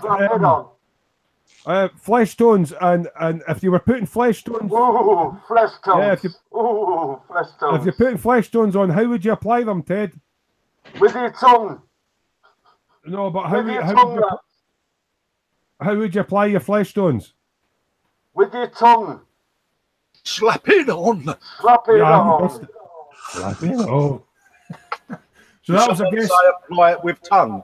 That was a guest appearance from Ted Hawksworth from the E-Models Live Builders team. Hold on. I'm switching to Orcadian lighting. What's that? Candles. But did you go to the shop and say, could I have fork candles, please? Yeah. That's me never got to the Orkney hours. I get beat up now. I'll be waiting for you when you get off the ferry. Yeah. I ain't going puffing hunting. Paul Lloyd saying that adding extra detail to cockpits is often pointless. I know. The scratching, not the bust. That actually sounds like medical stuff. I was scratching and then I grew a bust. It's all these female hormones that's in the water these days. Yeah. Dean Briggs is going, Smoo, I bought a bargain. Oh, a 112 Tamiya Ducati 900 Mike Hillworth replica on eBay. Ooh. Can't wait to get stuck in. I haven't got that bike. What I would say, Dean, is be careful of the decals, especially if it's an older kit. Build it in a garage workshop because it's a Ducati. Yeah, dry clutches, rattle. Oh, yeah. Just build a dial garage and have it just in there. What I'm trying to do, I haven't utilised the files section yet on Smooth's Dungeon, which is our little group. We do this in the cave between ourselves. Is when we're building a model, we scan in the decal sheets. Now, the reason for this is A, you could fuck up your decals. B, it could be old decals that are yellowed and you want to whiten them up. Now, Colin is quite proficient at making his own decals, and if you go to Festa 67's workshop, and if you follow his bus build or even his bike build that he's got up there, which I'll let him punt in a minute, he makes a lot of his own decals. So we're uploading decal sheets so that people can use them or use bits of them if you're scratch building something. So if some of you guys have got decal sheets that are a bit dubious or a bit rare from a rare kit, scan them in high resolution as a PDF file, upload it in the file section on Smooth's Dungeon, and in the file name I just put this is for a 112 Ducati 916 blah blah blah blah and upload it. That way we've got a resource where if people fuck up decals, they can download the sheet, edit it in Photoshop and print their own off in decal paper if they want. It's an idea that's worked quite well in Smooth's Cave. Yeah, so the file section's live in the dungeon now, mate. Yeah, I'm not worried about instruction sheets, but certainly decals, unusual decals, like maybe you get like warning men at work or funny stuff, or you know, if you want to scan in your decal sheets or if you're in the habit of scanning them in, please feel free to use the file section also on Smooth's Dungeon, but make sure that you name the file something that's recognisable, preferably the scale 112 or 124th, what make a kit is and what it's for. And in that way, what you're doing is you're uploading a decal sheet so that if somebody's looking for that particular decal sheet, instead of paying for aftermarket ones and want to try it themselves, maybe Colin could give us a wee bit of a chat about how you go about making your own decals, Colin. Would that be okay? Yeah, sorry, mate. I was just enabling the file section. I've got to come back onto the Hangout. Bear with me. Okay, I'll stick you on the big screen so you can. Let's grab something that I've made decals for. Oh, there you go. I'll use me. Barry Shane will do. Barry out. Colin's quite proficient in this, and it's something I want to learn. But I think we should all of those decals were handmade, as were all the decals for Kenny Roberts. And you could, and to be quite honest, I watched your videos on your Kenny Roberts and Barry Sheen build, and you'll need to let me know what decal paper you use. apart from when you make your own, you're better printing it on white decal paper. Oh, he's doing a Gunpla former with Urban Camo. He's printed that out himself. Naughty step. Naughty step, 15 minutes. Well, I'm in the middle of 5. Mike, I'll let him explain that so that he'd get the punishment. Yeah, I built a Gunpla or a Gundam. I built the hold on, I'll take this off the collar just now. And get a lot of glare off his head because he's been spraying a lot 2 times more shine today. Oh, cut lurch, eh? Hey, Herman Munster there. He's not got his pork pie hat on. Aye. Oh, it's just hide all the way. Thanks for a great show, guys. I have to go prep for a Rialto visit to the homestead. Thanks for joining. Yes, catch you later. Yeah, so the whole naughty step thing is for all I've built a Gundam or a Gunpla, and it's a winged one. 15 minutes. Yeah, I didn't even I'm see explaining I can't keep getting more and more minutes for telling a viewing public what I did. So I built one. Brandeis tooling, and that is fantastic. Oh, yeah, he can. I really like the stuff. They're all giggling away there now. But I built one, and I spent 2.5 days cutting bits for sprues, buffing them off, and clicking them together. And I had to glue a couple of bits just so I felt like I was making a model. So they're fantastically tooled and all that, but I don't get all the hype. They're roughy toy looking, and it's probably because I was brought up with Tom and Jerry rather than anime. But they're beautifully made and all that. So we've got a kind of rule in the cave that if you mention Gunpla, 15 minutes. I can't keep getting it just because I say Gunpla. Yes, you can. 20 minutes. Actually, Mike, you should put your other mask on and then you can get the naughty step for 15 minutes. So if I mention, I had it on before, but you didn't notice. If I mention Gunpla at any point, I get put in the naughty step. 25 minutes. Well, you let me get it out because I have to keep repeating it and then I get another 5 minutes. If you mention Transformers in the crowd or Gunpla formers, you're allowed to say Gunpla formers or Transformers. If we mention that, we get put in the naughty step, so we're not allowed to have any refreshments, any cigarettes. Yeah, no facts for 15 minutes with a spoon. Minutes. The naughty step in Smoo's cave is literally like the whole length of a train. And we're all sitting on it at some point or another. Yeah, it's like the flight deck of the USS Nimitz, mate. We're all on there. Spidey Q8's in. Good evening, Spidey Q8. Rattlecan Rebel said to Dave, no, Dave's is a 6 series. So yeah, it's a different car. Yeah, Smoo, I've just created a photo album on the dungeon for decal sheets, mate. Right. Would we be better putting them in files though? If you can put them in files, or people can upload them, do them where you like. It's just 2 options, mate. Right. Okay.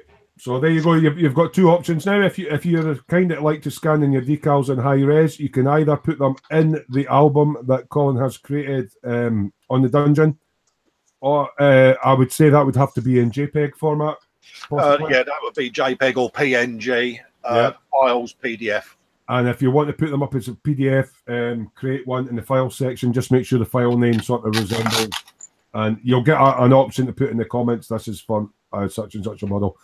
And it's really quite handy if somebody fucks up a set of decals. If they can't make them themselves, we could put you in touch with people that could for a small cost. As long as we cover their costs, then...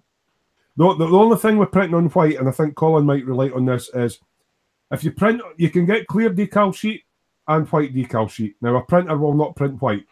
That's now, right. If you print on a clear decal sheet, you tend to find the decals are quite translucent. So they're not very... They're not very good for covering the colour underneath. So generally speaking, it's better to print in white decal paper. The only issue is you've got to cut, say it's a roundel, for example, and it goes like red, white, and then blue, and then it's surrounded with white decal paper. You've got to cut really close to the blue. Yeah.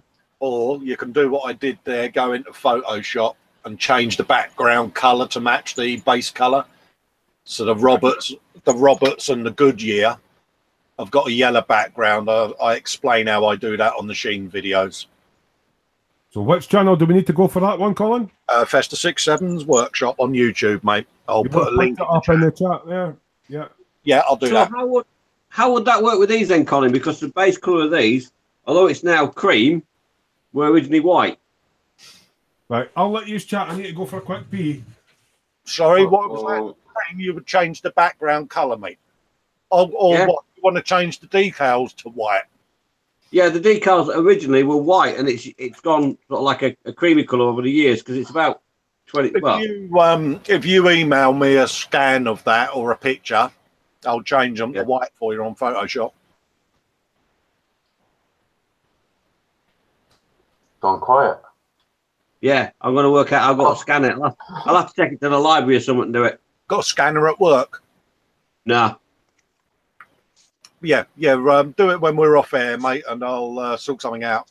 If you PM me decal set number, I'll try and download it set here. Just post them to Colin. Yeah. Yeah, do that if you want. Post them to you, mate. Yeah.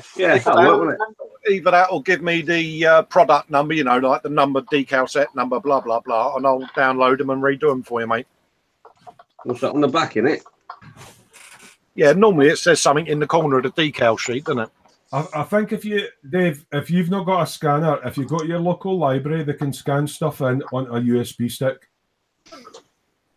Yeah. You know, you go in and say, I want that scanned in high res. Yeah. And they can scan it on and then you put your USB stick in and take it away. The local library will do that for you. They'll charge you like 10 pence or whatever for a scan. I might as well, it's only a piece of paper. I might as well just post it to Colin. It's up to you, mate. I mean, when we're off air, mate, just the kit number or the decal set number, and I'll download it, mate. Yeah, I just didn't know how you were going to do it because they were originally white, but they've actually turned a creamy yellow colour with age. It was the same as when Smoo posted up the Kenny Roberts one. Yeah. They was all yellow, but it gave me a good template where I could go in and change the colour by pixel. So yeah, okay. Okay. Just going to catch up in the chat again. Obviously, Colin made a comment earlier on. Shane Young went, cheers, Colin. I'll remember that. Thomas Easton, good evening, Thomas. Thanks, lads, for the information. Stephen Whittingham is saying Tamiya Lexus LF8 with clear body. A clear body? Thanks. Is that an RC car, Stephen? No, I think the 24 scale one has a clear body option. Yeah, thanks, Mountaineering Modeler. He's just subbed to me YouTube. Much appreciated, mate. I'm going to make a cup of tea. Anybody want one? Yeah, two sugars, mate. Sugars, please, Dave. Cheers, mate. Can I get one in my Smoo Industries approved mug? Yeah. No, we've got e-models ones in, mate. No refreshments on the naughty step. You know the rule. Yeah. Nothing in it. Colin's got his Festa one. Yeah, you can always do it in my Festa one. Yeah, but the thing is, I've got the CEO one, so, you know. That kind of... yeah. I went for the executive black cup. Got me bus on it, though. Oh, cool. Just catching up on the chat again. Right. Yeah, Northwest Modeler says Photoshop's everyone's friend. Yeah, you're absolutely right there, mate. Tony Black went puffin fat lamps. Oh, puffin fat lamps. Yeah. Yeah, use the fat as the oil, don't they? Or something? Yeah, it's just like puffin fat lamp. Yeah, okay, right, I get it, yeah. Tony Black says he scans all his decals and instruction sheets. Yeah. And Alan is back. Good. Welcome back, Northwest Modeler, a.k.a. Alan. Yeah. Spidey Q8 is going... Right, now, I'm not allowed the naughty step for this because I'm reading out a viewer's comment. Want me to read it out? He went, Gunpla, they're those transformer things, aren't they? Yeah. He was going, hey, guys. Yeah, getting back to my decal sheet, I'll sacrifice 5 minutes. Right. I'll put you on the big screen there, Colin, because you're actually doing a build. I wanted to do a digital Urbo Camel on a Gunpla format just to wind my man up, Mr. Fox. He made a statement saying that there isn't rivet counting in the Gundam world. So I've gone and done one in Urban Camo in the hope that he's going to rivet count me. But that's done with decals. There's no paint apart from No touch. paint whatsoever. It's all done from that decal sheet so far. Oh, that looks cool. That's a sniper version, isn't That's it? pretty cool. Yeah. So he's coming up in digital camo. You're going to stick some photos of that up in the dungeon, mate? Yes, I will, mate. It's just one of them things I wanted to play with to see how much I could save myself masking, because as a lot of you know, I do shake a lot, and masking that would have been a nightmare for me. You're talking about playing with things and shaking a lot. Yeah. Right, yeah. okay. So I just thought I would try that as an idea. I first did it on the fairing of my Roberts bike. Now, Smoo said I made a lot of hard work out of this, but I wanted to test the theory. But props for managing to get that to conform, by the way. Yeah, I mean, that was just an off-cut of white decal paper, and I was too lazy to remask the fairing. Just spray it white. Yeah. That gave me the idea for the digital camo on the Gumball former.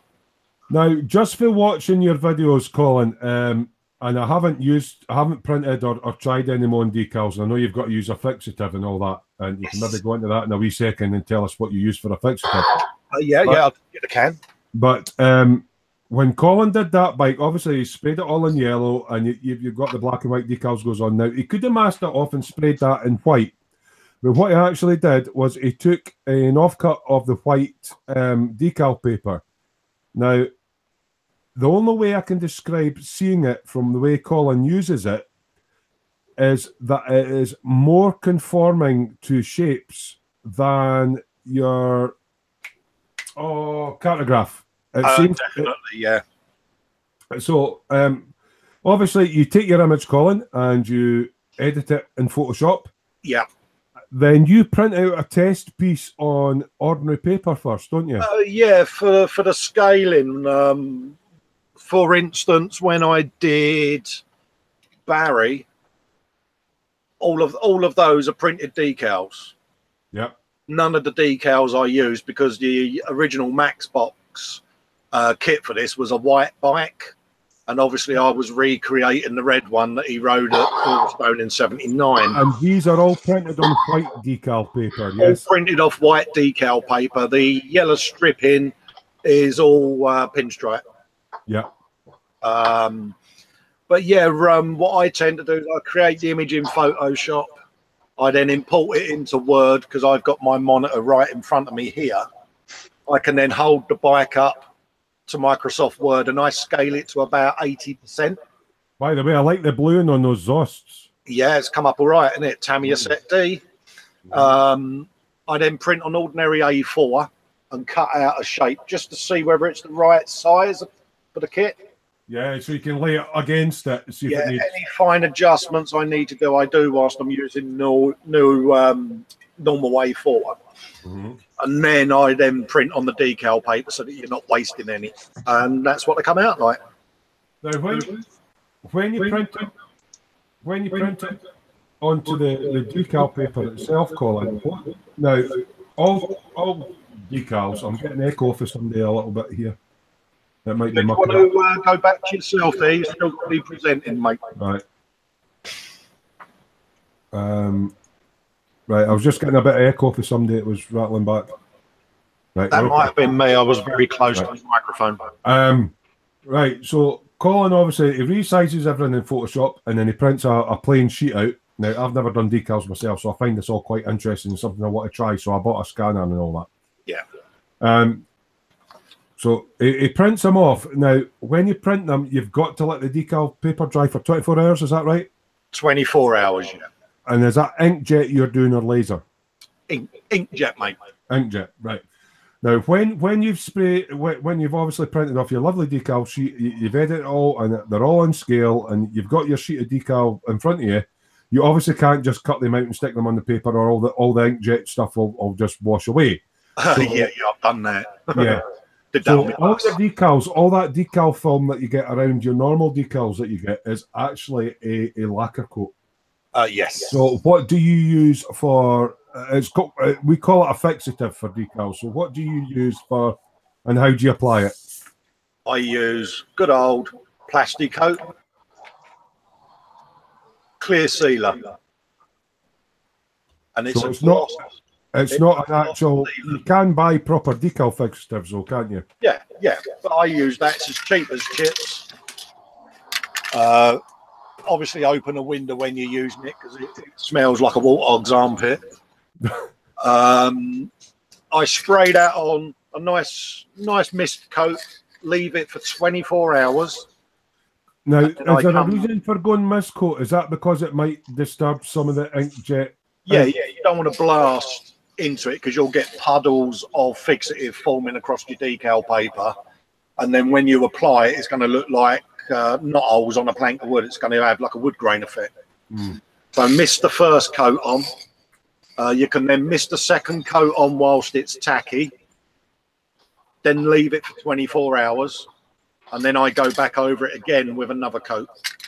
Leave that for 24 hours, ready to go. Ready to go. And you can use your standard set and sol and everything. That's what I used on, where did I put it? Right in front of me. Set and sol, and that conformed all of those. There's some quite complex shapes in that as well, isn't there? Yeah. So all the decals is a prime example of one that I've applied this evening. Now that's a decaled side.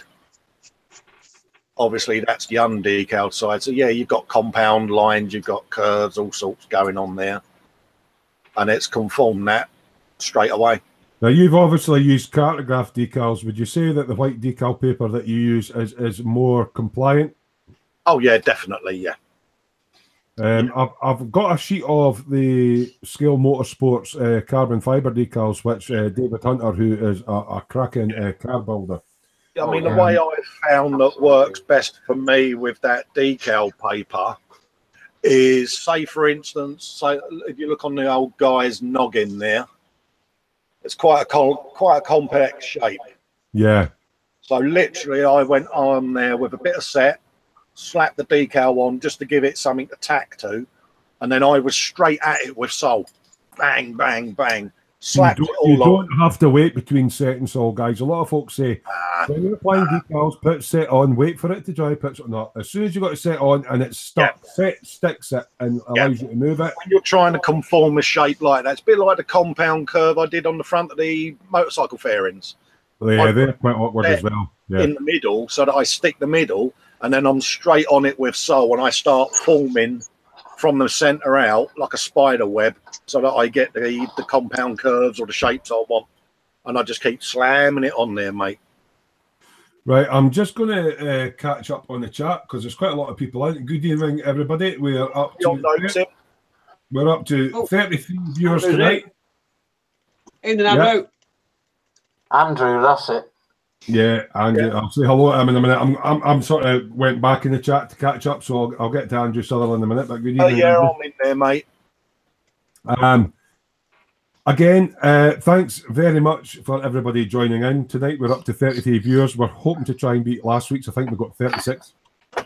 If you have come into us from the link from the Boom Hut or wherever, and you're watching in the Facebook small window, excuse me, I've got hiccups. If you click the YouTube icon, that will bring you up on the YouTube page, and you can actually interact with us in the chat. And we do encourage interaction. And if you're a bit shy, just even if you say hello. So I'm just tweaking back.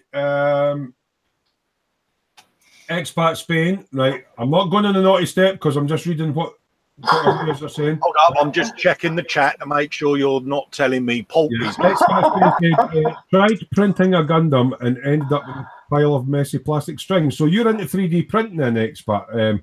Chris isn't on tonight. He was in the chat earlier. He's got a few technical issues. He's got a 3D printer. Oh, tend to print in smaller sections and make sure on his STL files that he hasn't got any unintended lines anywhere. Colin. I know. So Colin's into 3D printing. He's a closet Rivet printer 3D. Oh no, I'm building a 3D printer, aren't I? Yeah, well, I mean, Chris built his, and he's getting some nice stuff out of it. But I know you've got to go to the sort of finest settings, or you end up with really a pile of old. Yeah, I'm kind of more interested in rendering kits in 3D. I used to use a lot of InDesign and Illustrator when I used to do custom paintwork. And I'm at the moment writing a computer program where you can import your model kit in a primed state, and then you could design your paint job on screen and your weathering on screen, apply that effect to the 3D image, and then you can actually see your finished kit on screen before you painted it. So if your paint job looks a bit cruddy on screen, you can make the adjustments rather than ruin your kit. That's going to utilize 3D scanning technology now, but I'm just writing all the code for it at the moment. I'm looking forward to see how you go with that, Colin. Because if anyone out there is interested in a feature they'd like added to it, bat me an email, because I'd like to release it to the modelling community and see what people think, you know. Alan was asking who's barfing up a lung. It was maybe me coughing going to the toilet. And good evening, Ray from Malta. Hi, Ray. Thanks for joining us. Dean Briggs is in and he goes, good evening, Spidey Q8, love your builds. Spidey Q8 does have a YouTube channel as well. Yeah, I think it does. And he always ribs me about my RZ250 build. I actually got a bit more progress on the forks.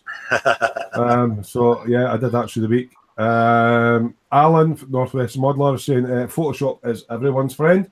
Definitely is. And he's saying something about don't forget a self-addressed envelope. Steve Whittingham was saying it wasn't at RC, it's 124th. Yeah. Thomas Easton. Good evening, Thomas. Hi, lads. First time in this live chat, just a newbie.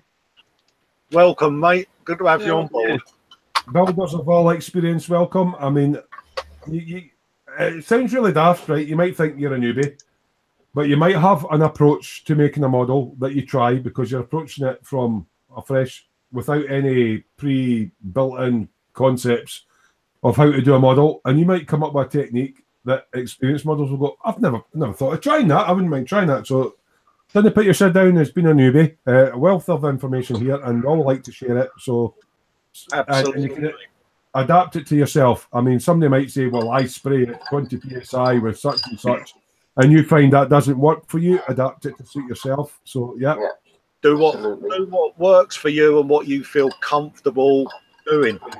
You know, that's all I say on my videos. You know, I'm only trying to impart techniques that work for me, but how people use them techniques, they might have to do it slightly different. So. Tony Black saying when he's building, he has the instructions up on the computer screen in front of me when I'm building. I've got like a helping hands thing, and I have the sheet up in front of me. What about you guys? I mean, Dave and Mike and all that. When you're building, do you tend to? Yeah, I have an arm with a clipboard on it. Yeah, that's what I have. I've got a shelf right in front of me. It's quite like that. Let's move my camera for you. And all I did was I put a couple of picture hooks and some bulldog clips, and I just fold my my instructions up and just clip them on there, basically. Yeah, I just have a clipboard on an arm that I just have resting in front of me when I'm doing a video build. What do you do, Mike, when you? I have a clipboard the same with the instructions, but I always keep the paint call out on a bulldog clip to me right, so I can quick reference what color I need. Save going what do you do, and Scott, when you're building? I mean, you've got some tank kits that have got over 1,000 parts in them, so obviously you're going to refer to instructions. What do you do with instructions, Scott? I just have a thing that I made out of a couple of bits of plastic card. Just I just clipped on, and it just sits. Just like a homemade clipboard. Yeah. Yeah, pretty much. Yeah.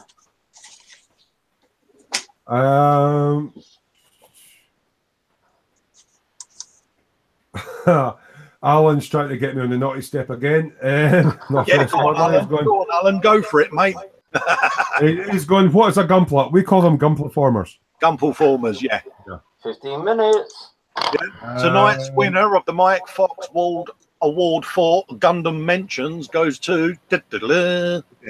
Yeah, when he models live,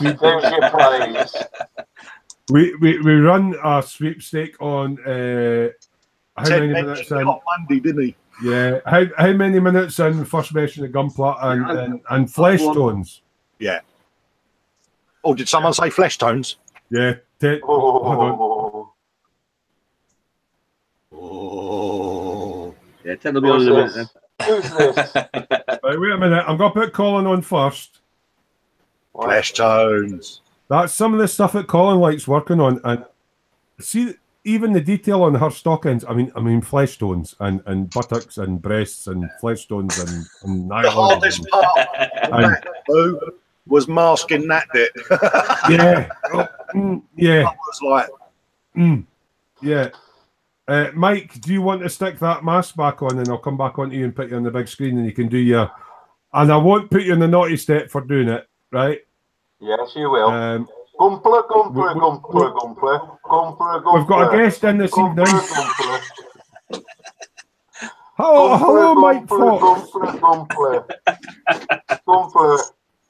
He's going to hate you. Fox Wolf. Gumpler. yeah, he's got a Gunpla stutter in it. It's Gunpla. It's kind of like, can you ever remember a program that used to be on called Late Call? It was a religious program on the TV. And it used to be like, and hello and welcome. Billy Connolly did a good few piss takes, and it was like, hello and good evening and welcome to Late Call. And tonight we're going to talk about the way we paint cars via the medium of exotic bands. Yeah. And in a way, it kind of reminds me of God. It's kind of like watching an e-models feed where folks will go, and yes, and we're gluing bits together, and then we go into Gunpla. And he always tries to get Gunpla in there. It's like the 6 levels of connection, isn't it, on any subject? Yeah. No matter what you talk about. He takes it well. He knows it. He's great, yeah. For only working. But yeah, they're getting used to us now on e-models. They mentioned it Monday, wasn't it? Hey, someone on the Smoo workshop won the sweepstake. Oh, by the way, you won the kit, you lucky bar steward. Yeah, I know.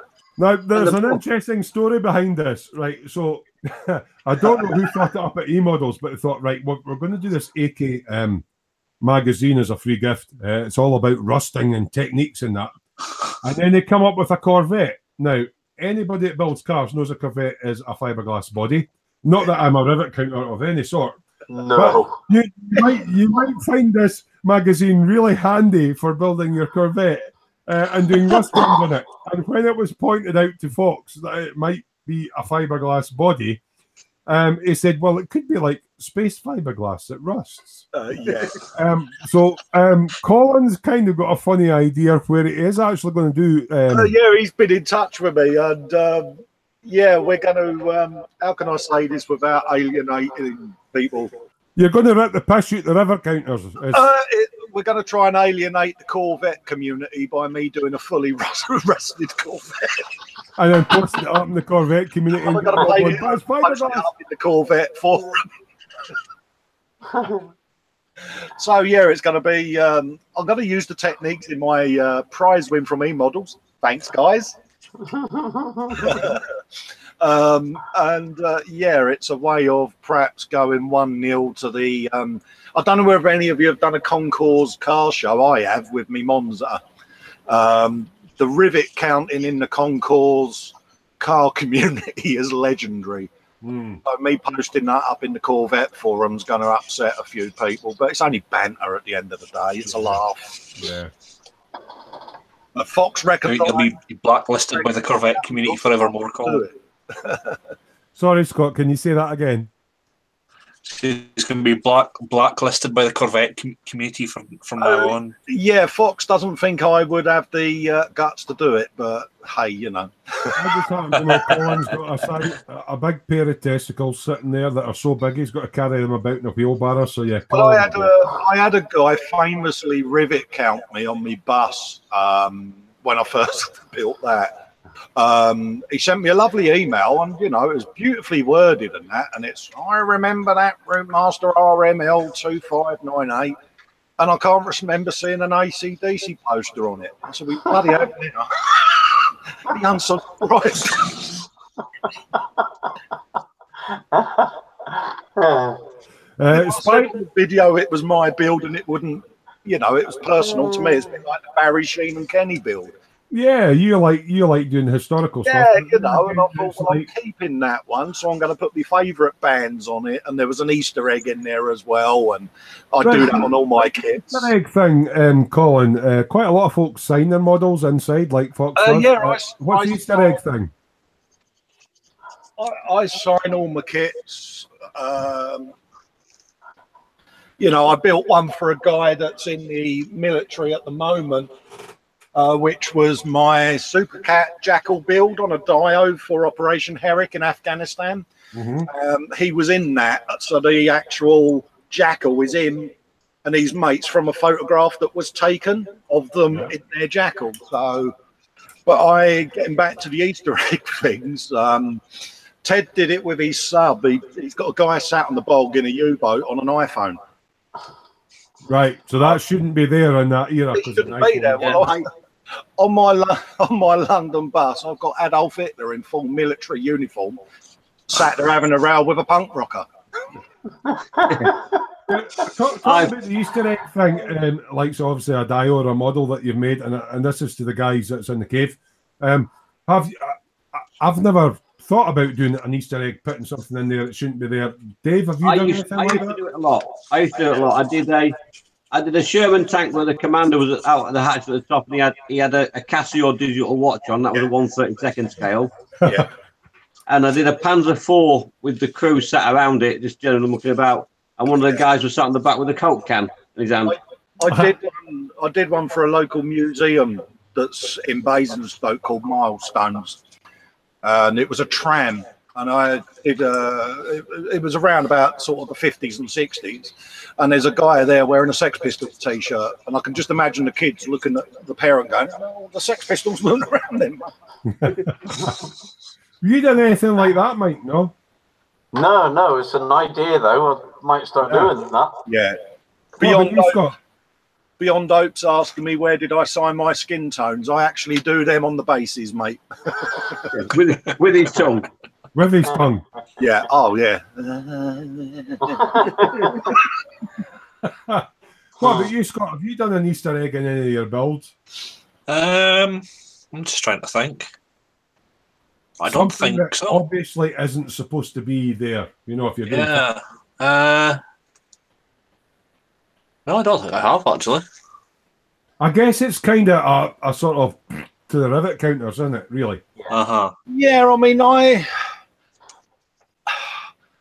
don't get me wrong. There's a place for Rivet counters in every walk of life. If I was, I'm doing it with my World War I build. If you was creating a moment in time, like I did with Barry Sheen and Kenny Roberts, you want to be factually accurate, and you're looking for historical accuracy, then yeah, I can understand being Rivet counted on that.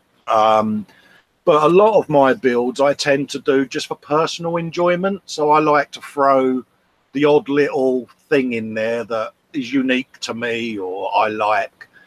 I'm not entering my builds in for competitions or anything. So I don't see the point in people Rivet counting them. If I was at a big show like Telford or some of the other ones that other modelling groups go to, should we say, and I was entering in something like a rally car from that era, then yeah, I would expect people to expect it to be accurate. That's what we're trying to achieve. So I build for pleasure at the end of the day. That's all. Yeah, same here. But yeah, I've been offered silly money from a bus, and I've been asked by several people to build them ones. So Right, I'm just going to go back on the chat again, Colin, and thanks, guys, for that. No worries. I've got hiccups here. It is a pleasure, Colin. Oh yeah, you wouldn't believe the pleasure I got out of them flesh tones, mate. Oh yeah, I've got I've got a forearm like Popeye, mate. Hey, Alan. Spidey Cute was saying, I'm obviously catching up with chat and going back quite a bit. I've paused it a bit. Spidey Cute was saying, if you're getting the decals posted, I recommend an envelope between a couple of sheets of card. Having worked for Royal Mail, a postie, my uncle did that. I guarantee the one envelope they'll fold is the one you don't want them to. So if you're pushing decals, do not bend and basically put 2 sheets of titanium in there. Yeah, that's like red rag to a ball. The minute you put fragile on something, someone wants to throw it like a basketball player, don't they? Question for Colin from Northwest Modular, aka Alan. What printer do you use, Colin? I've posted it up in there. It's a HP 5520 all-in-one series. No problem. I'm just catching up in the chat. Spidey Q8 was saying I was about to tell you printed the Texaco logo in reverse, then realised you're flipped on camera.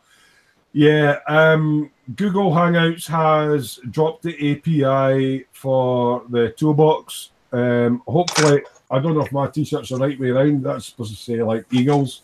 It's back to front to me. It's all kind of confusing. Oh yeah, I changed my webcam setup so that the image is mirrored on the webcam, so that when it comes on Google, it flips background.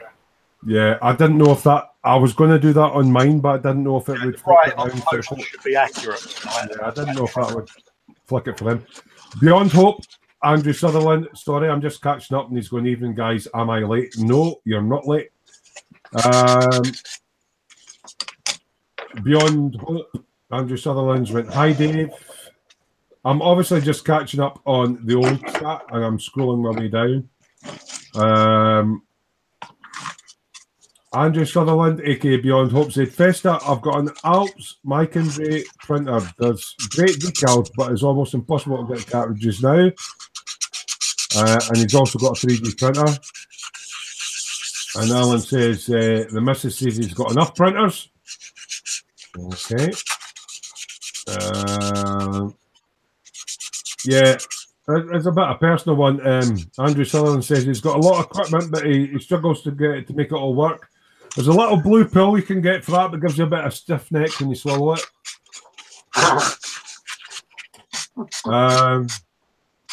Yeah, I've heard a lot about Alps printers. Spidey Q8's going about, thought the Alps were obsolete now and he couldn't get the cartridges, really fancied one. Expat Spain is saying he's got a CR10 Mini, love it, 220 quid, all in, can't go wrong. I think the combination scanner and printer that I got that I think Colin recommended me was a lot less, it was about 60 quid. Northwest Modeler, right, he's having a punt. He has a YouTube channel. Yes, this is Alan from Northwest Modeler. Oh, you're Alan Fallon, isn't it? Alan Fallon. He does a lot of cars and a lot of nice shiny cars.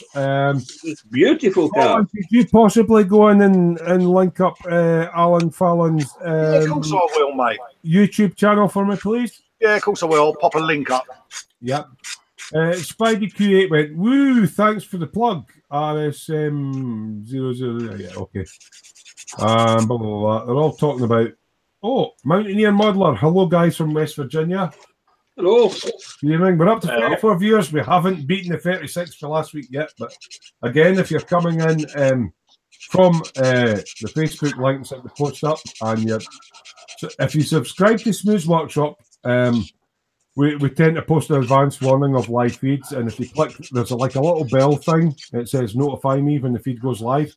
Click that. But I mean, there's myself and Festa 67's workshop. Scott's working on his, but I mean, either me or Festa, if you're on us, we tend to punt the live feeds. We try to get more people in to have a laugh with us. Yeah, we want to corrupt the world. That's what we want to do, mate. Spidey Q8 at a time. Yeah, Spidey Q8 saying Beyond, which is Alan Sutherland. When Andrew Sutherland, not Alan. When I looked at them a few years ago back, they were horrendously expensive. All right, they're talking about printers. Expat Spain is, because he does 3D printers, Printer Star Trek Fraser as a watch tonight. Expat, are you on Smooth Dungeon? I would be quite interested to see what you do with 3D printing. I can't afford a 3D printer, but I think the scope for like the diodes with skulls and stuff and is quite good. I don't think we'll ever get to a stage because I think they use the pla that they use is like a vegetable starch. I don't think we'll ever get to the stage where we go, oh, I fancy that kit. You download the file and print it, and not yet. Not yet. We're getting there.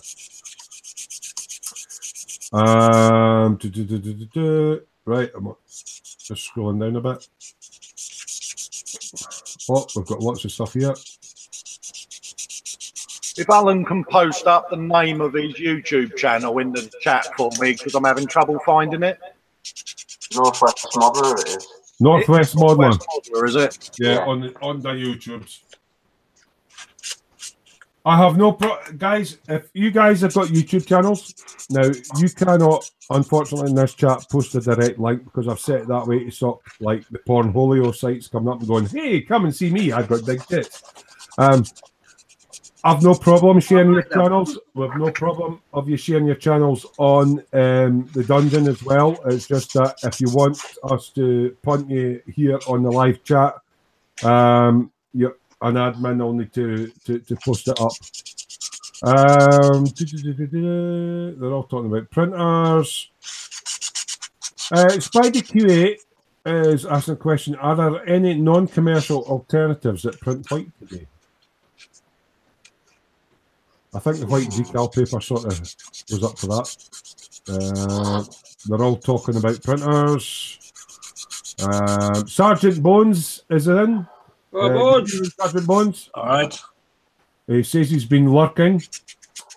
Right, okay. Spidey Q8, this is it, Colin. It says, how have I not seen your channel before with the bike build in it? We'll be having a watch of your Sheen and Roberts builds later after the stream, so I'm not being rude to Smoo. Yeah, no, that's all right, mate. I've found the link for Northwest. I've subbed to you, mate. I thought I was already subbed to you. You can return the favour. Lovely. And I've put your link up in the chat. Excellent. Tony Black saying is, always remember to sign my kits after I've built them. I haven't signed any kits I've made because I don't sell my kits, so I don't think anybody will see them other than my friends coming and going, oh, that's a nice kit, Terry. Yeah, I tend to put, especially against builds for other people, what I tend to do is I'll add a little plaque on the back. Yeah. You know, built by myself. What I do love about that final reveal, Colin, one of one, that sort of thing. What I do love about the final reveal, do watch the full build series on that because he's got a lot of useful tips on making your own decals and making it back on, mate. Sorry. I'm saying if any of the guys go into Festa 67's workshop, especially that someone got a machine going. I can barely hear you, buddy. Who's standing? Scott standing. That's me. Go and mute yourself for a wee minute, mate. It's just a wee bit sorry, loud. Mate. I didn't interfering with Colin's got a hearing aid. It's just interfering with him a bit. Cheers, Scott. Yeah, the Sheen and Roberts build, it's from start to finish on Colin, aka Festa 67's workshop, and there's a lot of useful tips for whether you're a new modeler or an intermediate or a professional modeler, and it covers making your own decals. And the good thing is like how he did the dial base and how to add sound to it and all that sort of thing. But especially the end, the last one. You don't want to scroll to the last one. You watch the whole build, but the last one, fucking shit hot. Really like. But he slipped. We were talking about these Easter eggs. He was hunting for decals for the Kenny Roberts, and I've got the original Kenny Roberts kit here, and the decals are all yellowed. So I sent him. Yeah, I had an aftermarket rider with mine, didn't I? Yeah. Oh, you had to cut and chop him a bit. Yeah, he was underwater, wasn't he, poor bloke? So there's a little Easter egg in his dial, which is quite nice because he's got like the billboard with Silverstone, and it all looks dead profesh. And then you turn it round, and it's got like Festa's Workshop, and then a little Smooth Industries logo, but it's crooked, kind of like, because Smooth Industries stuff is like quality tech. I thought that was quite nice. Yeah, there it is. Mm-hmm. Yeah, nice crooked sign for you. So, still catching up in the chat. Tony Black says, always remember to sign my kits after I've built them. Right, Andrew Sutherland, aka Beyond Hope, says, Festa, as in Colin, if you sign your kits, where did you sign that skin tones? There's a secret to that. At risk of sounding very perverse, She's Oh, got we like perverse. she's got to be mounted yet. Yeah. She's going to live on a slate coaster, and on the underside, I'm going to sign it. Yeah. So that's a coaster. Yeah, that's a cut coaster. It looks slate. I like this slate stuff because Dave Weiser on Gone Barker was on about, you're building dials and trying to get like rocks and stuff that's in scale. And take it. That's a slate coaster. I like that. Is that a Poundland kind of thing? Yeah, 90 pence each, mate. Because Dave was on about, like, obviously where he is, slate isn't, sort of abundant. You can't go out for a walk with your dog and find bits of slate lying. So he goes into the Poundland and he gets, it's basically like a placemat for your dish that's made of slate, and he smashes it up. Yeah. Brilliant ideas like that. I love all that sort of stuff. Yeah, I mean, them ones there, you can sit there, a pair of mold grits, run a scribe along them, tap them on the table, and it'll crack. Where'd you get the wee sticky things for the bottom? Because Mike put that on my Smoo Industries. Yeah, they're just from Pound Shop, mate. Little sticky pads for ornaments. Right. Okay. Yeah. I've got bagfuls of them. Yeah. Okay. Loads of them. But yeah, they make handy little dio bases, especially for things like the little Warhammer figures that you can get. Slate base, bit of gravel, bit of tuff, boom, put yourself dio. Job done, mate. Yeah, there's a comment up there from our apprentice has joined us. Jimmy, Jimmy. Oh, mate. Hey. Is that Jimmy at your work, Dave? Yeah, it's my apprentice. Ethan, Well, Jimmy. apprentice. Yeah. He's all right. He's a nice lad, but his feet smell. His feet smell. So Yeah. He's got sweaty feet. He's going to love you for that, Dave. When you're going to work, he's going to be like, "Oh, fucking cheers for that. I'm trying to get a woman." Aye. Really. No, he's got a wife and a child, mate. He's all right. She's used to his feet. Sergeant Bones was saying, just read a funny bit. All Corvettes were fiberglass and had problems grounding the electronics, but the floor pans rusted out easily. Yeah, the chassis and the floor pans were all metal, but the bodywork is fiberglass. But yes, Colin has won a Corvette and an AK weathering book, How to Rust Your Models Up. So the fiberglass will become rusty, and it must be space fiberglass or something. I'll just get the kit.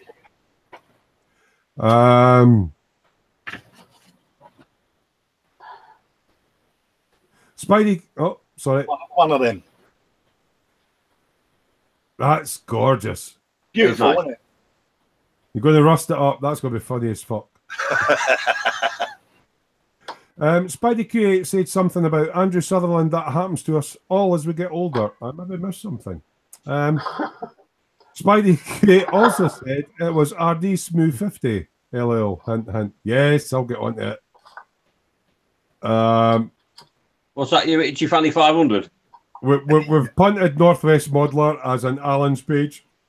Alan does a lot of cars, as a lot of people do on the dungeon. There's quite a lot of unusual models in there as well. So if you're, yeah, he's a good builder, mate. Honestly, he's a nice. It's not a diss. That was a bit of an understatement there, Smoo. Alan builds cars. Alan builds some very beautiful cars. Very shiny cars, yes. Honestly, if there's anyone out there looking to do shiny the proper way, go and see his work. Yeah, Alan or David Hunter, either of the two. Yeah.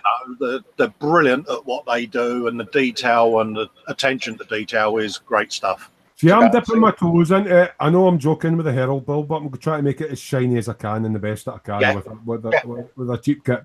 On motorbikes, 112 scale motorbikes, it's not such a problem because you're doing small parts, so you can kind of get blemishes and people don't see it. But when you're doing big flat panel cars, it's really, really hard to get a blemish-free finish over a whole car. And any guys that build cars will know about this. I mean, they're punting out the best work I've ever seen, mate. Yeah. So fair play, props to Alan and that. And there's obviously a target audience. Model makers, Boom Hut and Fox, they're more gunpla orientated, which is fine. I've none against that. Naughty step. Naughty step.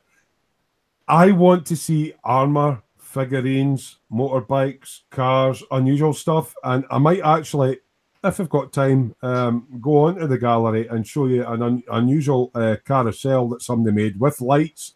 I like LEDs, all that sort of stuff. I'm not saying you can't post up Gunpla or Gunpla Formers on our page. You're getting bad at this, you. I want to see other stuff. So I'm more interested in the cars, tanks, planes, stuff. But anyway, but if you build Gunpla and you do a good job of them, and you don't just click them together and go, it's finished, and you actually paint them and do a paint job on them, by all means post them up. But if you just click them together and go, I've built this, it's like, yeah, when are you going to paint it? So yeah. Anyway, right. I'm on the naughty step. Could be worse. It could be Egg Force 1, couldn't it? You know, there was a detailed build. Yeah. Oh, Beyond Hope, Andrew Sutherland said, Smooth Workshop posted a 3D kit on a sprue to the dungeon. I'll get a look at that later. Cool. Oh, another new name. We're up to 31 viewers. We've not quite broken what we got last week, but Jonesy PS4. That's Jimmy. That's your British. Actually, all right. Dave's not bad at modelling, but he's rubbish at butchery. Yeah. Yeah, he's not off. He's not off. Yeah. Yeah. he's like got that many fingers left. You know. About that. Yeah. About that many. Yeah. Paul Chapman said he's just up to Fessa, aka Colin. Sorry, Smoo, what was that, mate? Paul Chaplin's just up to you, bro. Oh, brilliant. Thank you very much, Paul. Appreciate it, mate. Right, I'm still catching up with the chat, but bear with me. Oh, God, that's jumped up a bit.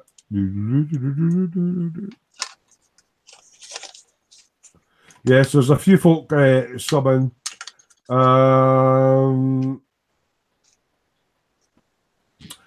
Spidey Q8 went dropped a sub to you, Festa, and Northwest Modeler. Ooh, cheers, mate. Carkets. Tell you what, Dave is actually, for all he started off on ships and everything like that. I sent him well, it's not a crappy kit, it's a vintage Matchbox kit, which was a motorbike, and it kind of got his Spidey senses tingling, and he went, oh, I don't really do shiny. I get it. And he's really getting into shiny now. I think Dave's enjoying shiny even more so now. He's got an airbrush where he can get a nice shiny coat on. Shiny's quite hard. Oh, it was my first ever shiny motorbike thing. It was nice. Smoo, comment of the night goes to Beyond Hope. Gunpla sounds like a noise you make after a bad curry and several beers. Yeah. Gunpla. But there you go. That's that Matchbox kit I sent Dave, and it kind of got him thinking, I've made a figurine, I've made something shiny, and then you went and did all the rally cars, and you're getting into shiny now, Dave, aren't you? I am, yeah. Yeah, I'm actually enjoying it now. Yeah. Yeah. It's not as easy as doing like military and, you know, weathering. It's a different thing doing shiny. It is. Well, it's learning new skills, isn't it? You know, that's what we're all about. Alan's saying thank God for Poundland. Yep. Spidey Q8 saying no problems, always happy to look at others' workflows and always learning something new. For example, if you watch Smoo, you can learn how to start a bike build and not finish it. Spidey. Yeah, that's a bit like Spidey. Like, yeah. That's a bit like Foxy's part 6 of the Millennium Falcon build, isn't it? That was about past 6 episodes. You've got your own version, mate.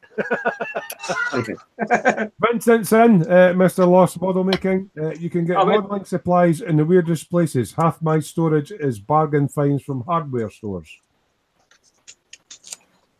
Tony Black saying Poundland and Imagination. Scotch broth. All right, Evad. Jonesy. As well, is he? That's branded. Jonesy's saying you've got smelly breath. That's in retort to your smelly feet comment. Yeah, no, he's right. He's right. You haven't eaten in our staff canteen, mate. We all end up with smelly breath in our staff canteen. Spidey Q8 says it was a comment earlier about me having difficulty with equipment. It's an age thing. I'm saying thanks for the compliments. Hey, mate, all compliments are well earned, mate. Yeah. Best work I've seen out there. Alan saying Oh God, it's jumped up. David Hunter is my mentor. We'll pass on your compliments. I'm good friends with Dave. He's quite close to me in Bonnie, Scotland. I might go up for a master class on how to apply some of these products. Yeah, I gave him a shout out last week, didn't I, David Hunter, for the people that with the Ferrari he's just done. It's fabulous. David Hunter and carbon fiber decals. It makes it look piss easy, and it's like it's not. I know the motorsport carbon decals he's using are really compliant and he can bend them about and stuff, but he just makes it look like a piece of piss. If you didn't know, you'd think they were real cars, mate. You know, it's fantastic stuff. John Bennett's in this evening. Good evening, John. He's went, hi, Smoo, the guys. Finally made it. Had to repair the washing machine. Tony Black went, who did the thumbs down? Probably he should not be mentioned. That's half hour on the naughty step now then. Yeah. So blimey, I've got Jimmy and Brandon in now as well. Blimey. Chris is obviously in modern the behaviour chat. He's got technical difficulties. That's Chris from Gross Models. All right. Yeah. Different sets of skulls. Yeah, Andrew. Tony Black said, sorry, different sets of skulls to do shiny. Andrew Sutherland sent me a package ages ago when I first started getting back into it. I have some really nice kits and that, and I said, please don't send me shiny. And but you just learn, don't you? It's that's what they're all about, isn't it? Yeah, Spidey, Dave says that's tidy for a first motorbike build. Thank you. Northwest Modeler, aka Alan, says anyone wants help with shiny, more than happy to help. Yeah, thanks, Alan. Mr. Loss away to toilet. Information. That's TMI. Beyond Hope, Andrew Sutherland said, I sent Dave a Mercy package a few months ago. His only comment to me beforehand was, don't send me shiny. So I think Dave just said that. Yeah. How times change. Ian Briggs is saying, brake cleaner is a modeler's best friend after a dechroming and bleach. Dettol and bleach for me, mate. The Jag I've never done that yet. I've never dechromed a kit yet. And the chrome went in bleach. I did a dechroming tutorial. Cue the plug on my channel. I think Andrew Sutherland misunderstood Dean Briggs's comment. Brake cleaner, the aerosol, actually for cleaning brakes, not .4, not brake fluid. Is good for getting residue off. He's on a brake caliper cleaner. And Vincent said, don't say it like that, Smoo. Did you want to plug your airbrush cleaning video, Smoo? Yeah, well, actually, I've been using a branded product for quite a while, and I was quite happy paying the money out for the branded airbrush cleaning product. And there's a lot of videos out on the YouTube about it, but I've done a how-to on my channel about how to make your own airbrush cleaners, and it's basically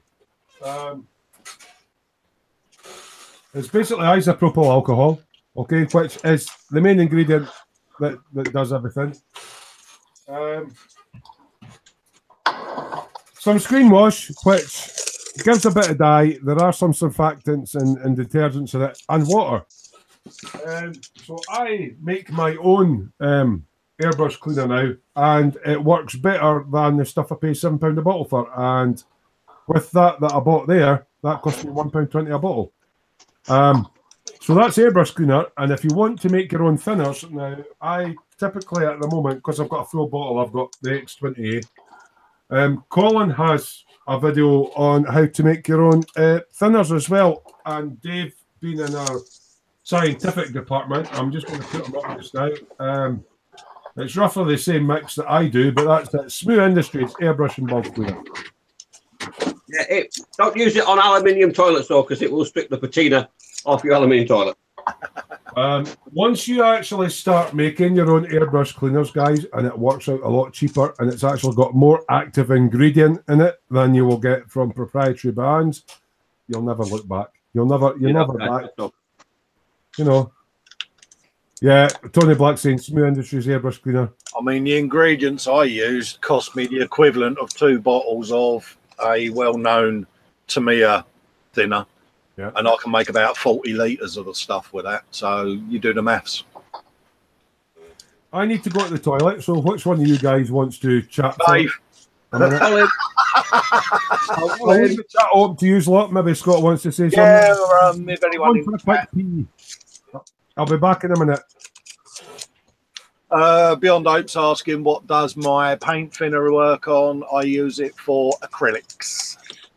And his hair. Works with the Tamiya, model colour, model air, and I make my own homebrew. I haven't tried it yet with Humbrol enamels. I've still got some of the Humbrol thinners for that, but certainly works well on acrylics. We don't believe in animal testing at Smoo Industries, so we do human testing. So Colin tried it as a shampoo. Yeah, absolutely. I washed and it went. Yeah. I've got a new brand of shampoo I use now. It's called Shoulders. Yeah. Spidey Hughes put a question up for the crew. I have thinners sorted out, but occasionally over thin. How do you make thickers? Flow reducer, mate. Bit more paint. Yeah, a bit more paint, or put a little bit of flow reduce, fluid retardant, or whatever in there. That should do it. Yeah. Just picking it up a little bit. Thanks for covering for me, guys. Dean Breaks wants to know if you went for a number 1, a number 2, or a number 3 Smoo. That was very quick. Are you sure you haven't dribbled? Yeah, number 3 is where the softly spoken male attendee comes in and wipes your bum bum. It's like one of my favourite jokes. That is, it's there's a little boy sat in the classroom, and he puts his hand up. He says, "Miss, miss, miss." She goes, "What?" He said, "My brother wants to piss." She said, "Don't you use that sort of language in your class? If your brother wants to go for a wee, it's number 1." He went, "All right, miss." So the next day he shouts up, "Miss, miss, miss." She said, "What?" He said, "My brother wants a shit, but he don't, you know." Don't you mention that word in my class? It's number 2. So the next day he puts his hand up. She thinks, "Oh God, what?" He says, "Miss, miss, my brother wants to fart, but he don't know the code."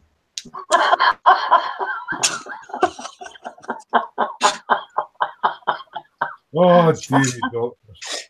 And remember, Smoo, any more than 2 shakes and you're playing with it. Yeah. Tony Black was saying, I learned not to put oven cleaner in a foil dish. Oh, yeah. Yeah. That didn't go well, did it? Beyond Hope, Andrew Sutherland went, question, Colin, what paints does your thinner work on? I believe it's all acrylics, Colin. I answered him. It's all acrylics, mate. Sorry, yeah. Yeah. Northwest Modeler says to Dave, don't give up the day job. Cheers, mate. Spidey Q, that as well. he occasionally overthins how to make thickers. Put more paint in. Fluid retarder. All right, okay. Beyond Hope says, remember, 2 thin coats. Yeah. Wafer thin. It's just the wafer thin. and John J. PS4 says, I've got to put up with his bad jokes all day. Right. Yeah, he does. Yes, he does. I'm going to go. I'm still sitting here. If you guys chat amongst yourselves, I'm going to try and do a big punt on the Smooth Dungeon. And what I'm going to do is try and encourage you guys to join, first of all. And share your work. So what I'm going to do is I'm going to go to another screen so I can't actually see the chat or what you guys are doing. I've just told Vincent to pop in, Terry. Is he coming into the live? Yeah, he can do. Vincent is in the case. He's going to pop in. I'm going to go on another screen, so I'll listen to what you are talking about. But I'm going to pull up a little slideshow of some of the fantastic work that you guys are sharing on the dungeon. I thought you were going back on porno. It's not pre-prepared, so give me a couple of minutes I'll still be here, but I'm going to be on another screen. If you guys all think Ted's bad with technology, you haven't seen nothing. This can only go badly. Colin! Back off, you. Fucking bastard. Pet. Oh, everyone's... That was the live feed from Smoo's Cave. Yeah. Service is soon to be interrupted. I've got things falling on top of me. because I Normal bumped service shall resume shortly. Spidey asking how everyone's Herald build's coming along. Me and Dave have finished ours. Yeah, mine's finished as well. Smooth opening the plastic bag that the kit came in. Fuck off. Mike's is in paint. Spidey, we're all updating our photo builds as work in process on the dungeon. You probably see them clear on the camera, and I'll let them do their stuff, and I'm going to... Yeah.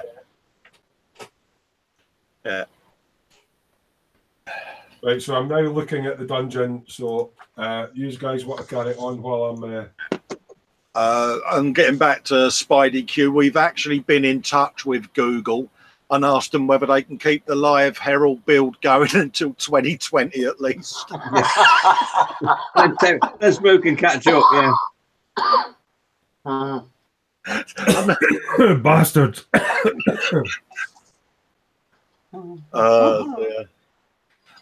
Chris is saying from Gross Models, his Herald is now finished, that he may do a dio. So no pressure there, mate.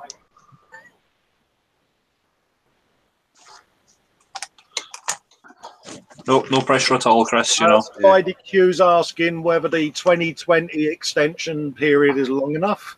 Probably not. Northwest Modelers telling us all to give up smoking. What I would say, if you're adding albums on the Smooth Dungeon, put your name in there, because there's some coming up without any names in, so we don't know who's doing what. Yeah. Chris at Gross Models is saying his dio may have a tree. In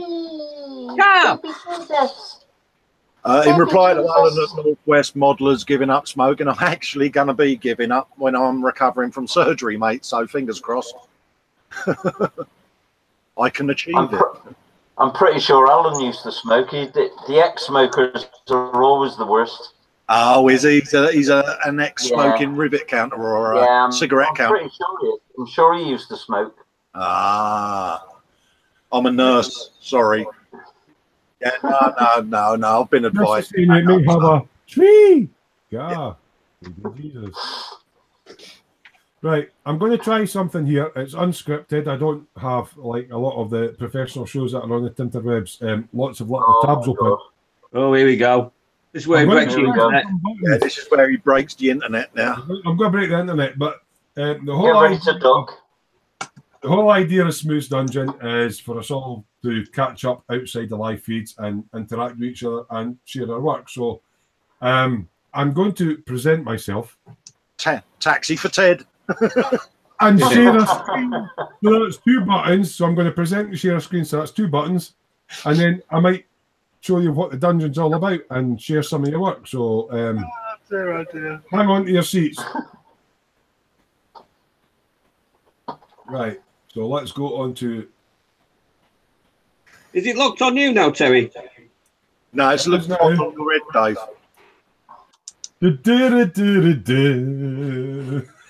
Can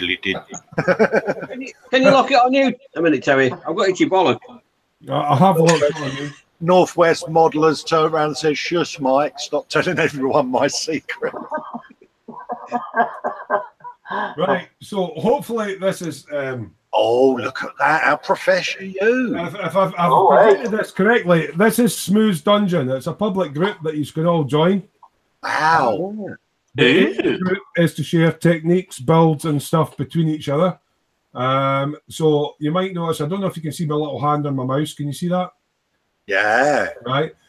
So we've got the photos section. So if you click on the photos section, it comes up with lots of photos that you guys are doing. If you go into albums and create album, you can add your own album. So we've had a few people add albums in. Unfortunately, there's not any names in there. So see, when you're doing like 67 Toyota 2000 GT, put it's like John's or whatever.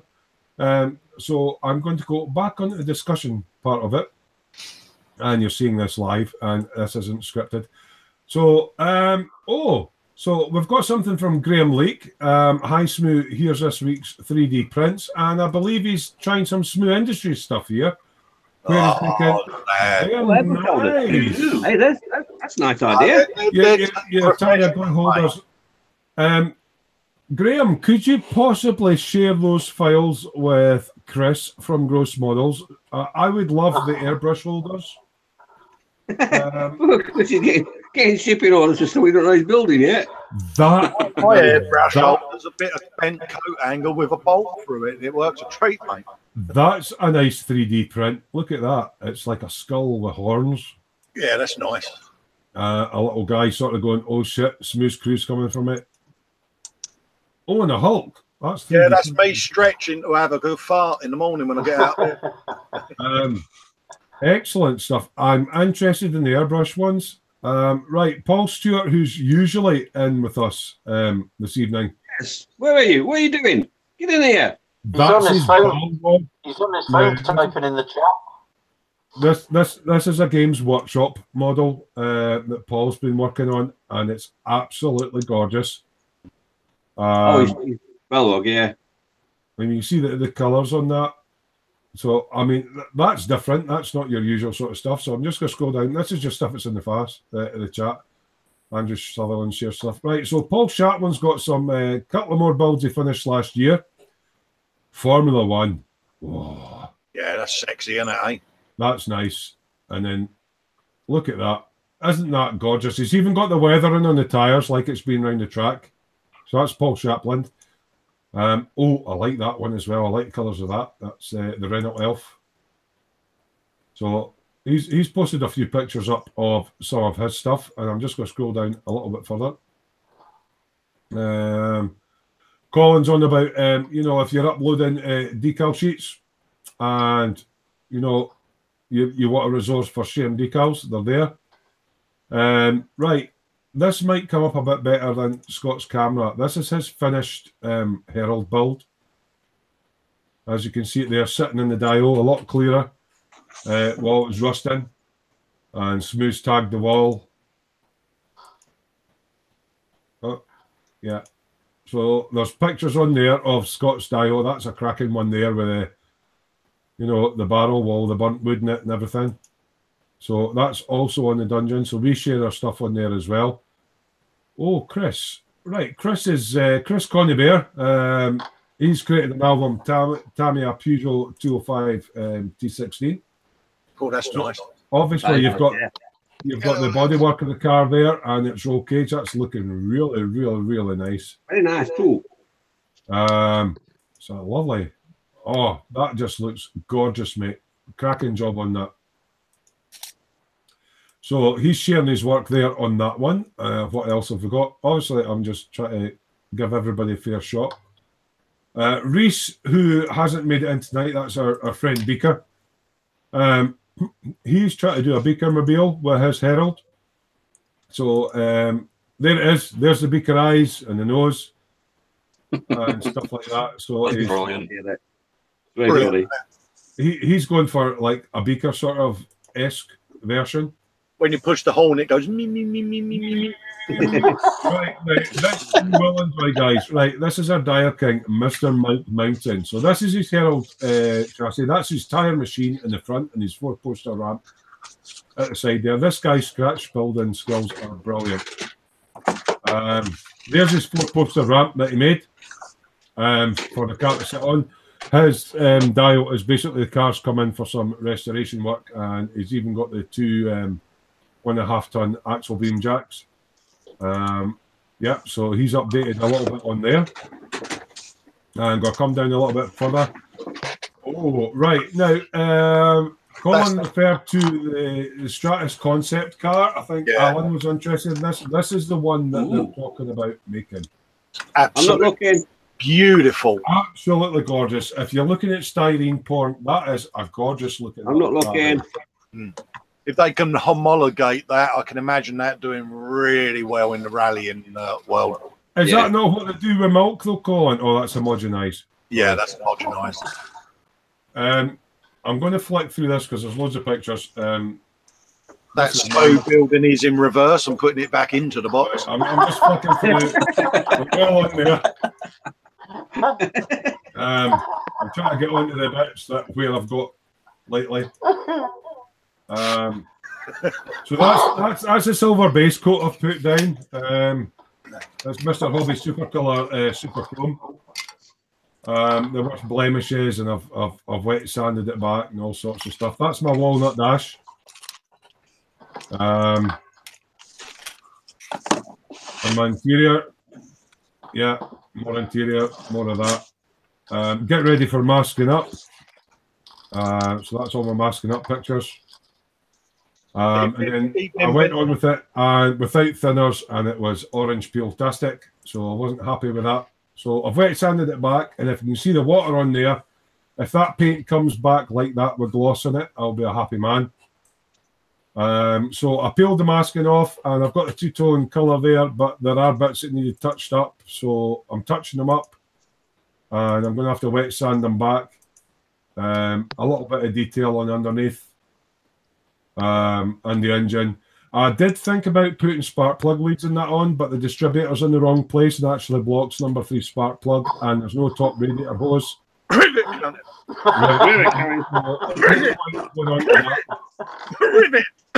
Yeah, it's not a factually accurate model.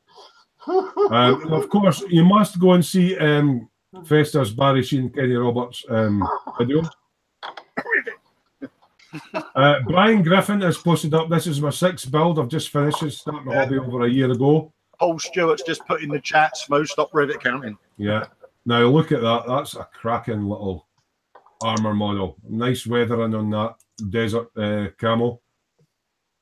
So Brian Griffin, he's not built that many models, but he's... God, that's nice, isn't it? Yeah. What I'll do, Smoo, is I'll do a bit of dungeon admin tomorrow, and I'll create folders for all these builds. Excellent. And put them in named folders for them all. Right. I'm really interested in this one. Paul Shaplin's doing this one, and I think you've got this in your stash, Colin. Yeah, I have. Yeah, Tyrrell P34 at Monaco, mate. Beautiful. Now, I don't know if the engine comes with this amount of detail, but the spark plug leads and the coil leads, what a fantastic job he's done on those. The yellow HT leads and the red coil lead and little blue wires going away. Absolutely fucking gorgeous. And look at that colour of that blue with the Ford. This is the sort of stuff that guys are doing. Yeah, you get all the coiled rubber to make the leads, but they're not in that yellow. They come in standard black, so he's done all of that. Beautiful work. Steve Whittingham has just started the Lexus LFA with a see-through body. This was the one he was talking about in chat earlier on. So that's obviously... I'm interested in that. That's a bit different. Everything's all on the cock and tail sticks and that ready for painting, and he's got the engine and transmission and rear diff and the exhaust. That's nice, isn't it? That looks lovely. So yeah, that's obviously a work in progress there by Stephen Whittingham. I'm just scrolling through, you know. Paul Stewart's just put in the chat, someone get Smoo a Kleenex. That engine's giving him a special feeling. Yeah, just noticed that as well. Now, this is an interesting... absolutely love that, Smoo. Could you bring that up full screen, mate?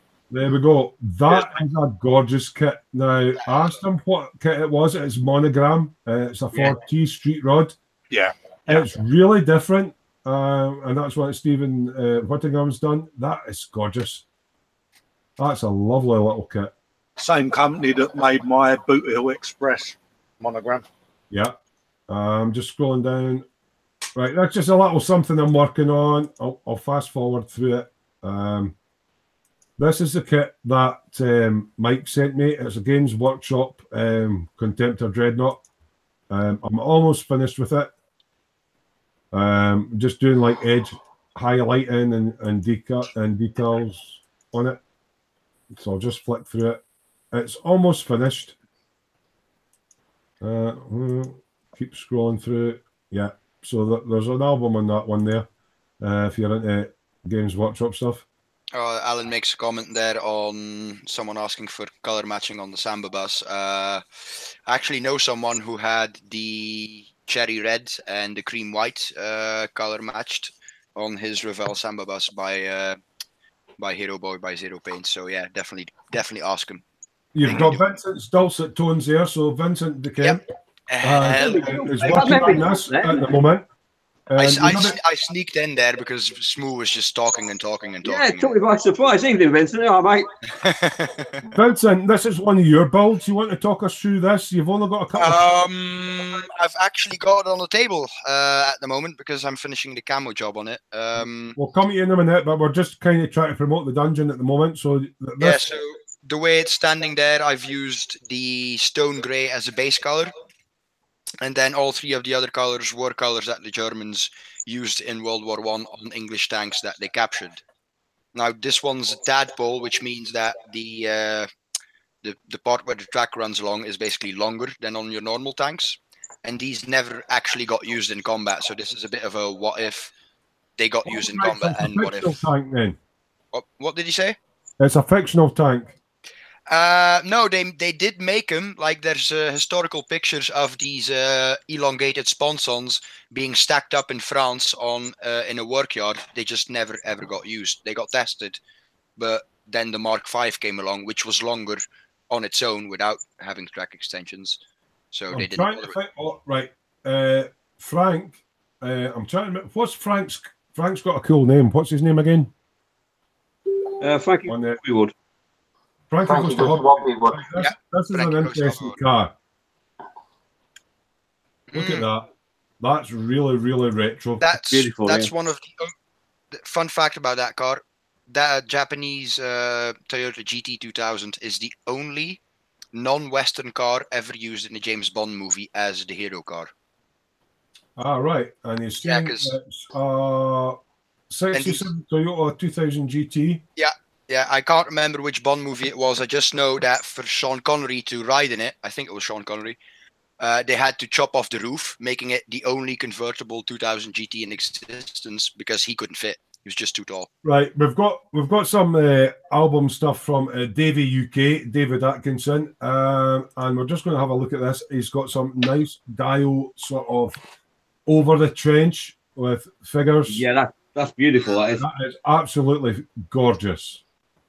So you've got the soldiers in the tin hats on, one guy going up the ladders, waiting for oblivion. There he goes. Sorry to interrupt. Paul Stewart's joined us as well.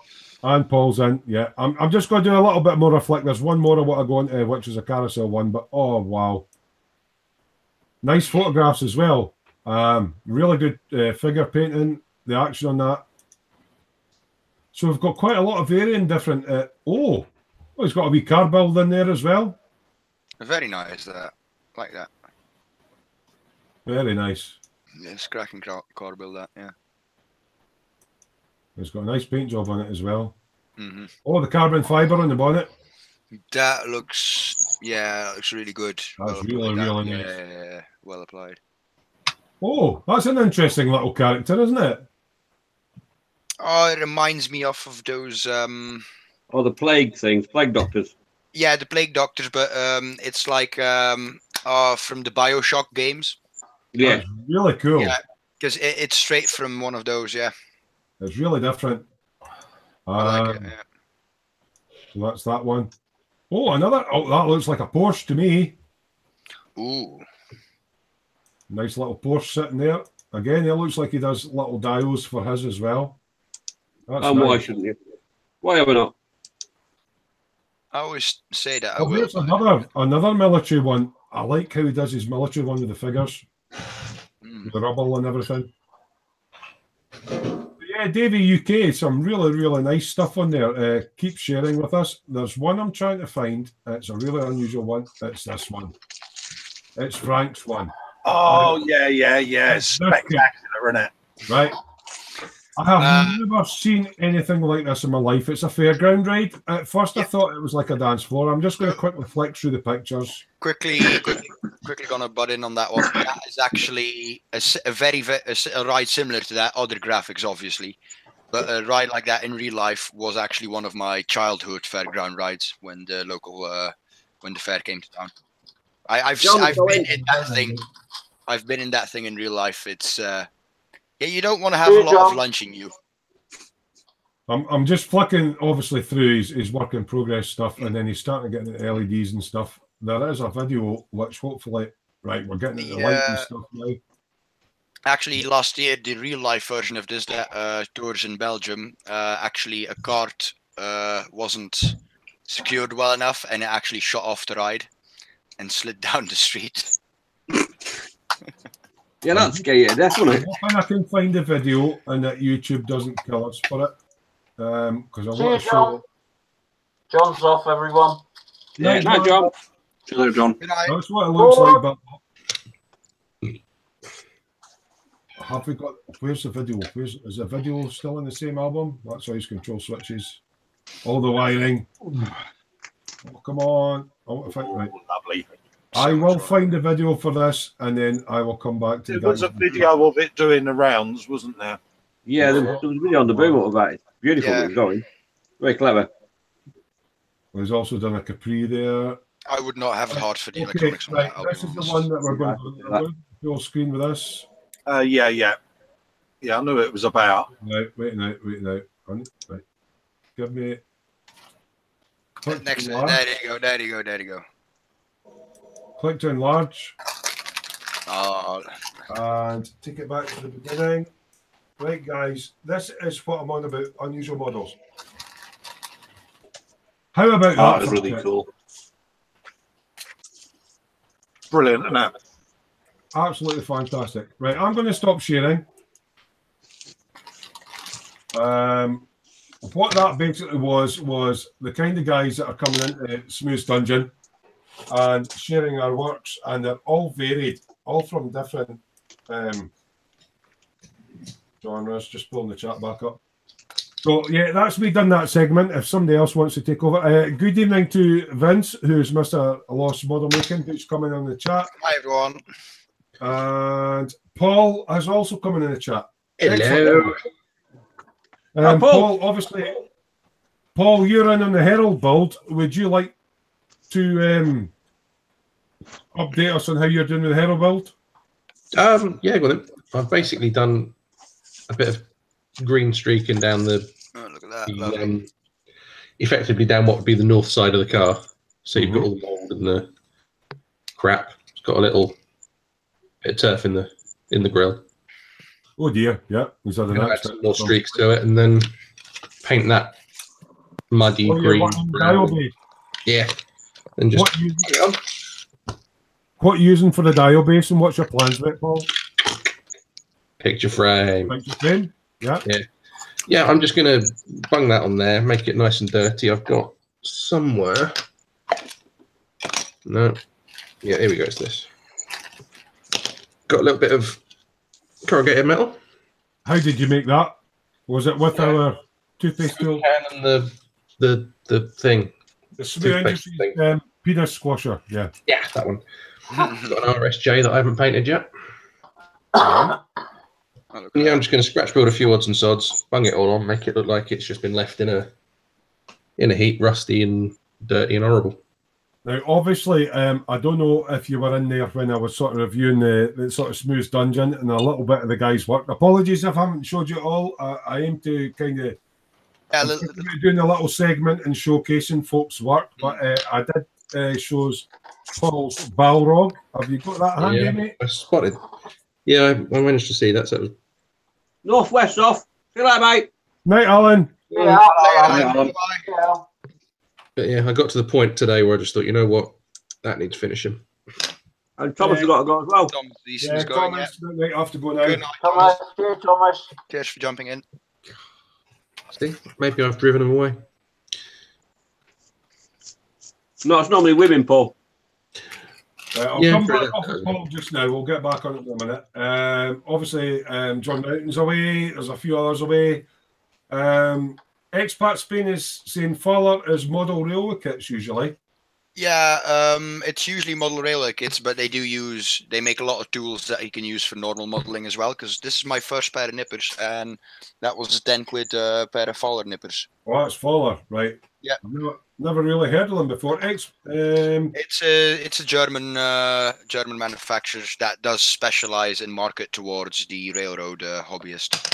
Paul Chapman saying, I've got a new resolution to finish every build I start. This one would have went back in the box last year. Davey UK saying, gents, thank you for your kind words on my work. Hey, mate, you're welcome. You're welcome. Mate. Very welcome. What did I miss? You need to look back on the live feed. I was basically doing a little sort of trying to encourage people into the Smoo dungeon to create albums and share their work, and it was just something to fill a bit of time and show what you guys are making rather than what us guys are making, because it's all about sharing and stuff like that.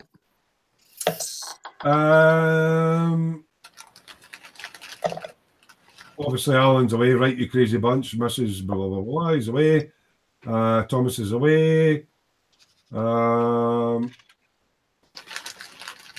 Sergeant Bond says he's got the same Fowler nippers. And Fowler makes great diorama stuff. So we've caught up with the chat. So, guys, any questions or whatever, if you have any sort of historical sort of, not going to say Rivet accountery stuff, but if you're interested in sort of... because we'll give you shit for it, yeah. Military stuff and that.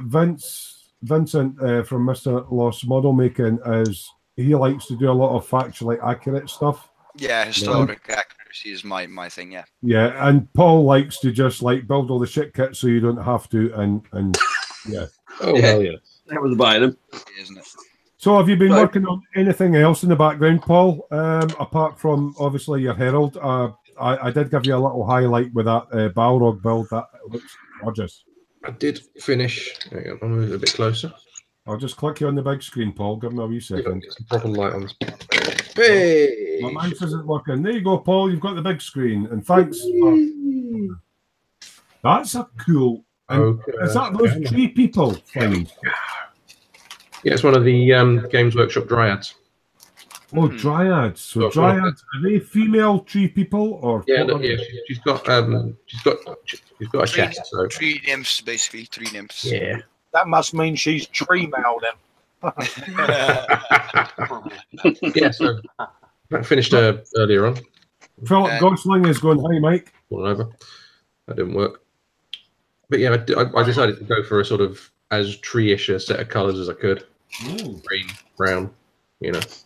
So are you using the Games Workshop sort of colour painting guide or just using your own imagination on that, Paul? I used what does a tree look like? Right. And usually female with breasts and sporting armour. Yeah. Yeah. I like that focus. Now you see, for the Rivet counters, that's allowed because it's a Dryad. And for the armour building of World War II, like Rivet counters, HMS Dryad just outside Portsmouth is where the D-Day invasions were planned. Oh, well, there you go. It look like that. See, I'm not the only one that knows stuff like that. Yeah. Vincent, Brick says that's tremendous. right, some of you guys might know Vincent, Mr. Lost Model Making. He has his own YouTube channel and stuff. So I'm going to give him a wee 5 minutes to himself, if that's okay, Vincent. I'll put you on the big screen. Keep chatting. I'm going to get some stuff off of the workbench because I've all kind of stacked it away because I want to show what I've done. Right, that's fine. We'll keep chatting for now. We'll come back to Vincent and he can maybe show us what he's been working on. Tony Black says flesh tones in green. Yeah, basically. Expat Spain says can't beat a nymph. Yeah, because they hit very hard when you try. So if any of the guys in chat done, I mean, you've got the normal genres. You've got like aircraft, tanks, you know, sort of military stuff, and cars and motorbikes and aeroplanes and stuff. Any guys ventured onto the resin sort of busts or stuff like what Colin's doing or the Games Workshop kind of stuff? Maybe talk a little bit about, or is there something that you would fancy trying, like figurine painting or something like that? So the guys in the chat, maybe let us know what you fancy doing, but you're maybe not quite sure if you can do it, kind of thing. You know, the Centaur, which is my first foray into oils. Up on the shelf. I tried oils and I'm hideously bad with them. Yeah, I was hideously bad at it as well. I'll see in a minute. Sergeant Bones is saying he does non-Gunpla mechs. Hey, 5 minutes. No, Sergeant Bones, 5 minutes. I noticed that. Yeah, that was. I like that. Is that a Games Workshop figure, Dave? No, it's a mini art. Oh, mini art. Master box, Dave. Ooh, look at that. Oh yeah, I saw that one. Sorry, Master Box. Yeah, Master Box. I tell you what, big props to you, Dave, because trying to get like the flesh tones on a horse is Steel wire, right? The tree. yeah, Yeah. yeah, bit of shading, and he's made the tree out of. How did you make the tree, Dave? That's a wire amateur, das air clay, wire wool, and lots of flock and patience. And There's no need to swear. You don't need a lot of flocking patience. oh, you do. You need a lot of flock and patience. You really do. That's brilliant. So that's a centaur. So that's a sort of archer on horseback that's half horse, half. It's half horse, half person. Yeah, half horse, half person. That's interesting. That's a bit unusual as well. Yeah. Thanks for that, Dave. Oh, Sergeant Bones is saying Fox finds it funny that I like mechs but hate Gunpla. Sergeant, what are you on about mechs? Are you on about like the Robocop sort of robots? I think doesn't Sergeant Bones like the Macross series, or is that someone else? I don't know. He's not posted anything up in the dungeon yet, so I don't know what Sergeant Bones likes building.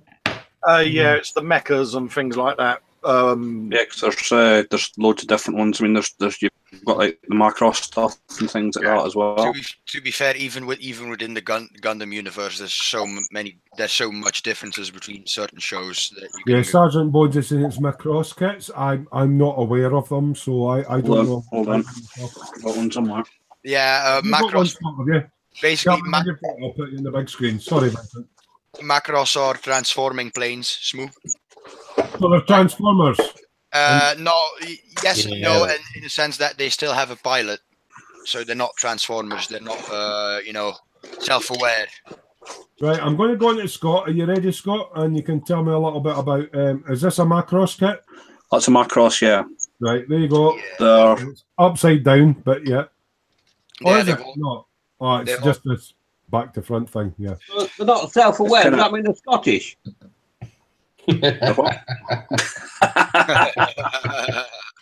Expat Spain's got a quick question to all the guys. With oils, do you put it in a car to soak the oil up before you use them? I do, yes. So I don't. No.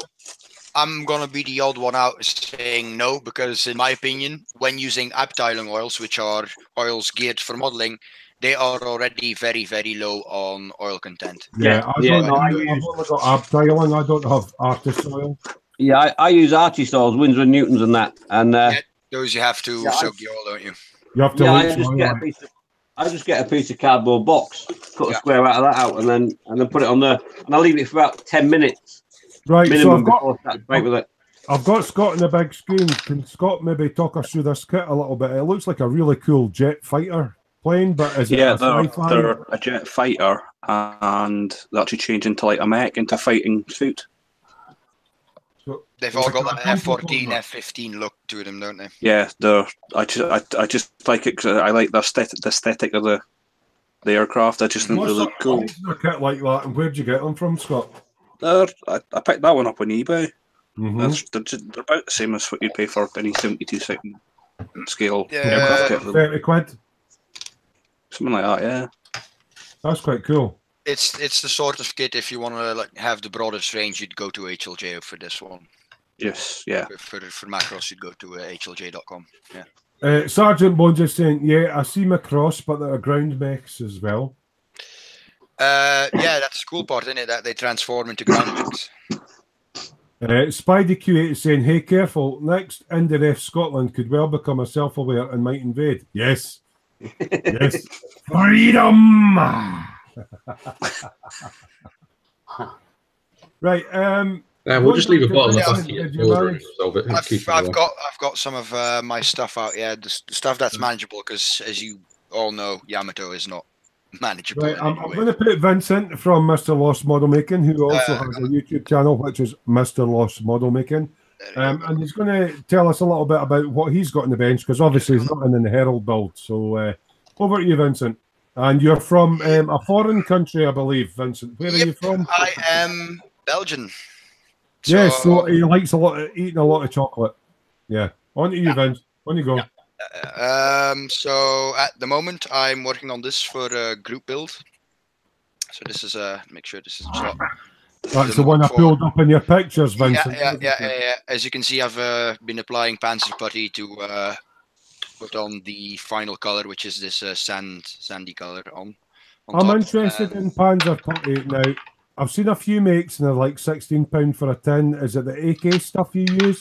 I use the MiG one, which is how much is that? I know you're obviously in euros, but I paid €16, so that's about 12-13 quid. So you're going to be about £15. Yeah, but this has seen several uses already, and it's still, look at it. So obviously you put that stuff on and you mask it up and you spray your paint on. What about paint contamination and getting the paint out of the putty? How does that work? Basically, it does dry on the putty, or in the putty rather, and what the putty tends to do, and you can see just a bit of it on the bottom here, like these flecks of sand. Yeah. That's from, and I was gonna show this one. That's actually the sand color on this build. And what it did is it sort of pushes out the paint particles as it's settling back into its shape. Right, so it's totally reusable then. So if you're spending £15 on a tin of that, you can reuse it as many times as you want. I think for me it's too early to say as many times as you want, but I've used it 4 or 5 times, and every time I do a bit of this, I patch off. Like for example, I say go for the dark brown. I start masking off the dark brown. And you find it gives you quite clean lines if you're doing like a hard camo pattern rather than a you can do it both ways, in the sense that if you roll it up, apply it, and then spray straight away, you'll have a little bit of space between the putty and the model. So you get a soft feather, yeah. Yeah. If you did like I just did, which is waffle on camera for a while, and it starts settling down, you can see you get the nice flat, like almost like masking tape, basically. To see. Vincent, the only thing I worry about that is, have you had a situation? I've heard 1 or 2 people say that if you masked the model off and then went away for a few hours, it spreads. Yeah, you can't leave it for I wouldn't leave it for over half an hour, or it will start to droop. Yeah, okay. Yeah. So gravity pulls it across the model. So if you want a defined line, it's like get it where you want it and spray it. Get it where you want it, leave it for a couple of minutes and then spray it. Then you get a nice defined line because it's settled out a bit.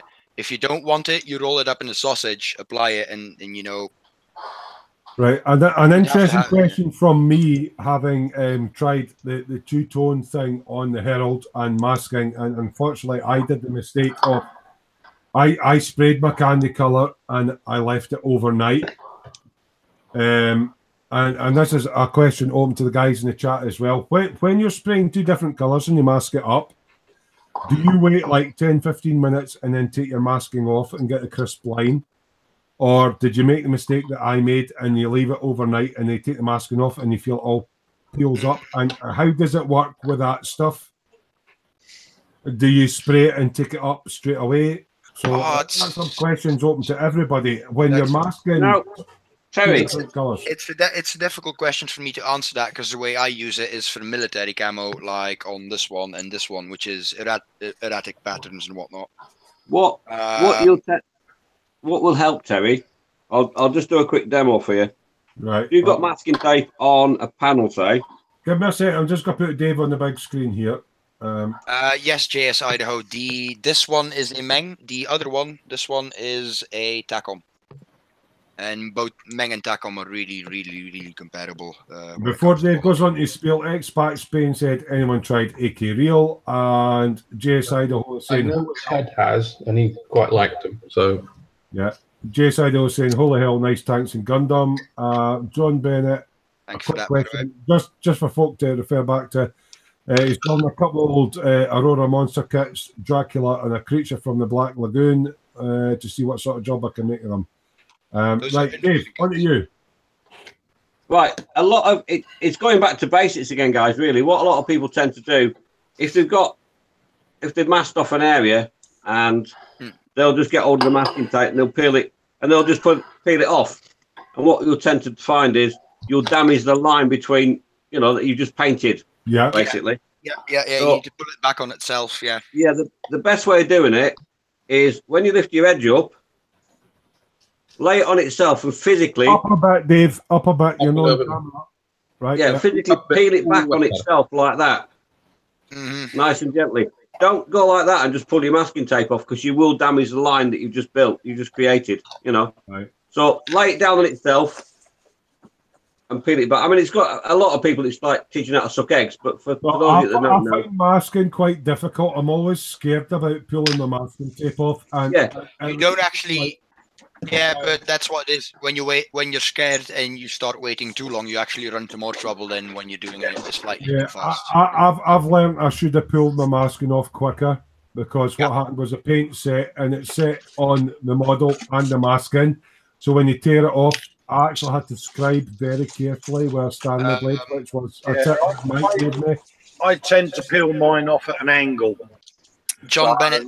But how long do you wait before you peel off your masking? Because I find I'll wait too long. A couple of minutes, not long. Really?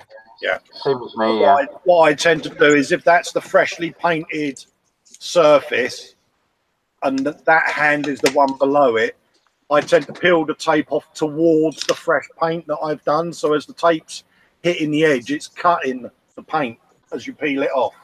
So it's almost acting like its own scalpel. That works for me anyway. John Bennett brings up the point that a lot of people do against Panzer Putty. Silly Putty and Play-Doh do the same. Yes, I got silly putty, but I'll try and find it. They often contain a greasy residue, which may render you in problems with your finish, like when you put on your pledge coat or your aqua gloss to start weathering. I got myself some of this, and I thought, yeah, that'll give me lots, right? And it was like, and it sounds silly, it was £5 for this little thing. And I thought, yeah, I'll beat the Panzer Putty guys, and I'll use this stuff. And then I opened up this little egg. And that's literally all you get. And as Vincent says, that's got an oily residue, which I didn't realise, because I know blue tack's got oily residue and white tack doesn't, and I don't have good experiences. Yeah, but white tack tends to keep sticking to your model. It's really hard to remove it completely. Yeah, I found a way around that, Vincent. Instead of using, like, you're doing an aircraft, a 172 aircraft or something like that, or one of the 124, the coffee pack ones, where you put a lot of photo etch into a cockpit, and you want to paint it before you put the canopy on. Play-Doh is fantastic for putting inside the canopy to mask it that way. And that's how I do it. It doesn't stick and pull your photo etch parts off again. Correct. Like blue tack does or white tack. Yeah, true. But when it comes to painting masks, I am a lazy git, and I buy the Edward ones. Every time. All the time, every time. I buy them. Expat Spain was saying, make sure you de-tack it first as well. You're just put it. The way you apply masking tape is you take a piece, you put it on your cutting mat, and then you start applying. You start cutting up the sections you need, and that way you're detacking it the same and making it. Yeah, I do that. Yeah. Cut it up. Yeah. And talking about Panzer Putty, by the way, this is, and it's only roughly stretched out, but this is what 1 tin gives you. I mean, that's great. In volume, that's. Yeah, and it's still quite thick. It would actually not be as thick once you start applying it, but because it's so. So yeah, you get this tin full. You really do. So it's worth getting, in your opinion, then. Yeah. And is that the AK or the MiG? What did you say it was? This is the MiG one, but I do believe this is just the original Panzer Putty rebranded by MiG, as a lot of their more specialty products are. Because believe it or not, the MIG version of Easy Line is actually the Ushi Easy Line. The Ushi Yeah, I've VDR got Easy Ushi Line. Van der Ross and weathering Yeah. finders that I find better than the C1 metalizer, but yeah, so that's Yeah, Ushi. but like the easy rigging stuff that Ushi makes is actually what MIG uses as well. It's just rebranded. Right. And on the new packages, it actually says produced by Ushi VDR in the corner. Okay. Spidey Q8 was saying, I left masking material as soon as possible after painting. I was taught that way when I learned to spray full-size cars, and I've always done the same. I've often heard that as well, yeah. John Bennett saying, silly putty and Play-Doh do the same as Panzer putty, plus it's cheaper. Yeah, that's the one we were discussing earlier, yeah. I spent £5 on that, and I got bugger all for it. John Bennett is saying to Colin, I will try and post some pics. Spidey Q8 was saying less likelihood of tearing a wet edge, so sooner rather than later, which is what I'm learning. And you can't chuck a full-sized Sierra in a Dettol bath to strip and repaint. Yeah, okay. And Sergeant Bones is going, hey, yeah, where's the dungeon? Sergeant Bones, if you go onto Facebook and you look either for Smoo's Dungeon. Tell him I'm just about to post the link up again. There you go. Colin's got that all in hand. So we'll go back over onto Vincent, and you can talk us about what some of your builds are going, mate. So the Mark IV we've already discussed in quite a bit. So this is my first ever armor build. What make is that? This is a Meng. This is the. I love Meng. Yeah. This is the Meng PZH 2000, which is 2000. Yeah, modern self-propelled howitzer. Yeah. And it's done up in the two-tone camo scheme that the Germans used when they deployed to Afghanistan for a period.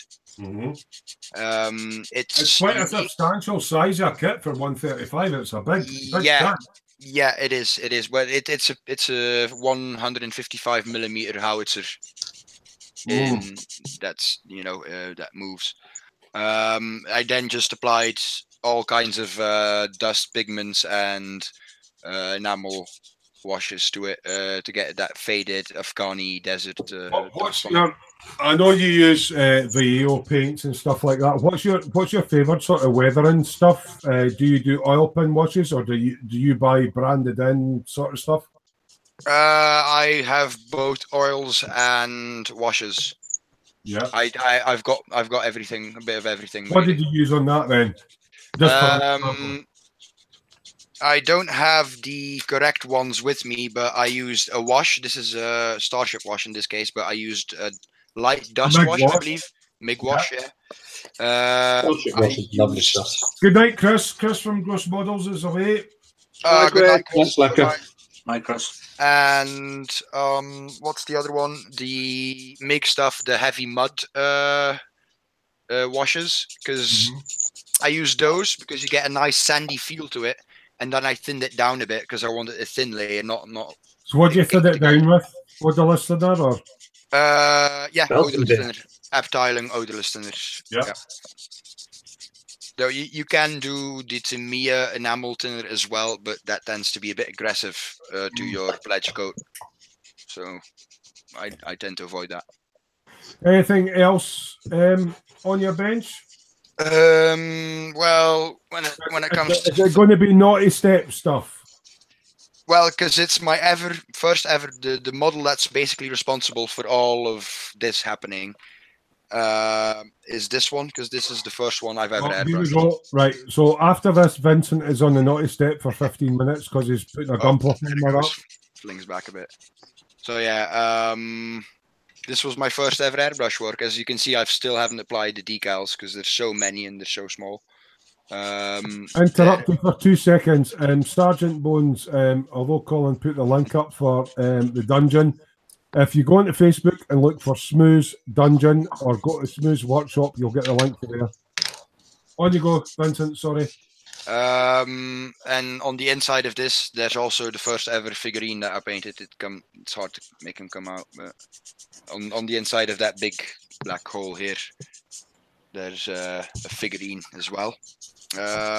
Really proud of it because, you know, first ever airbrush model. Ah, but you've actually painted it, so it wasn't like you just denubbed it, clicked it together. You've done a paint job on one. Yeah, I've got 2 older Gundams which have just been panel lined with the Gundam markers, and then after that I learned like this is not doing it for me. So now got you were in a non-live hangout with me last night, and you were doing an Edward kit where you were doing a lot of resin stuff with detail on an engine. I think it was a single seater fighter or something like that. Do you care to show? I actually put that aside. Give me just a second here. No problem. What's your preferred genre, Vincent? Or don't you have one? I know you sort of said to me, like, you're quite interested in a sort of, a lot of your models are sort of, maybe for the Rivet account, are sort of historically accurate, and you like a lot of your armour, but do you have a preferred genre, or will you build anything? That was it, you, Vince? Yeah, I'll build anything that tickles my fancy, really. So there's some brass and resin kits here by the looks of it. Yeah, I've got my big sin kits out. So good night, Jace Idaho. Thanks for joining us. He's off. Yeah, mate. All right, mate.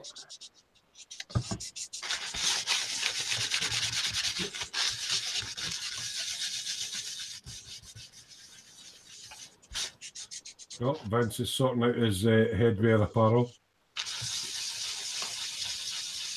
Yeah, so you'll be working on some brass and resin kits for a model. You want to talk us through them? It's not something I can afford to do, but yeah. Can't hear any audio from me, Vincent, though. We've not got you speaking.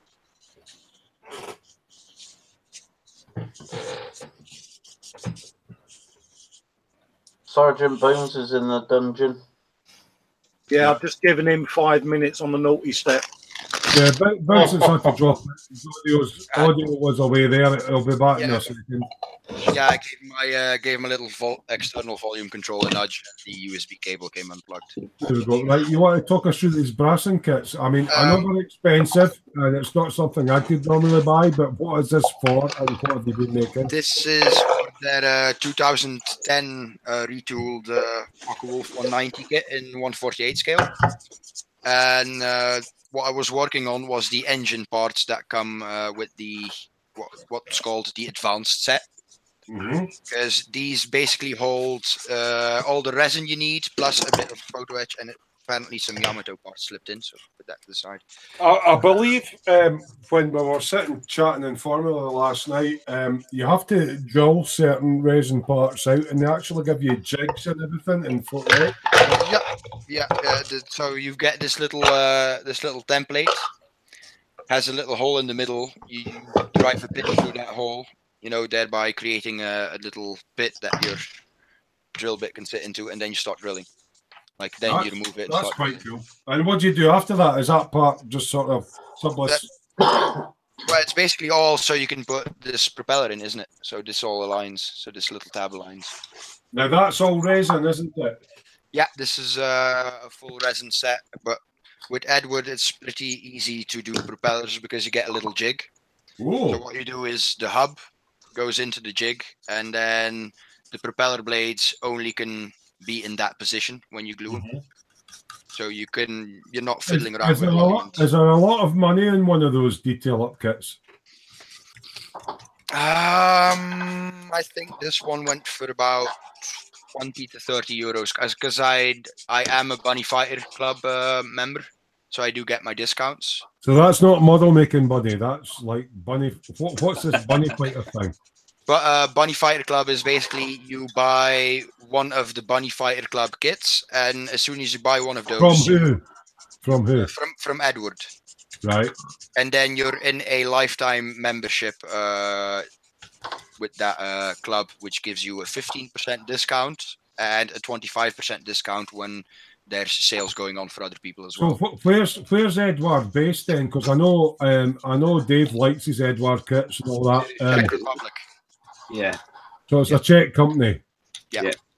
A lot of European aftermarket companies are Czech, like the guys who do Super Fabric seat belts are a Czech company. There's a big company that does they're positive rivet sets, and they're applied in a similar way. Oh, you're not talking about rivet counting, are you? Yes, I am anyway. But You're they're applied for 30 minutes now, but yeah, tell us about it. They're applied in the same way like the Meng Zimmerit decals, but what you get is little positive rivets instead of the negative ones we usually get in kits, right? And those are Czech as well. I've posted a link up to Edward. Excellent. Now, there's one thing, Vincent, that interests me, and I saw a YouTube video on it.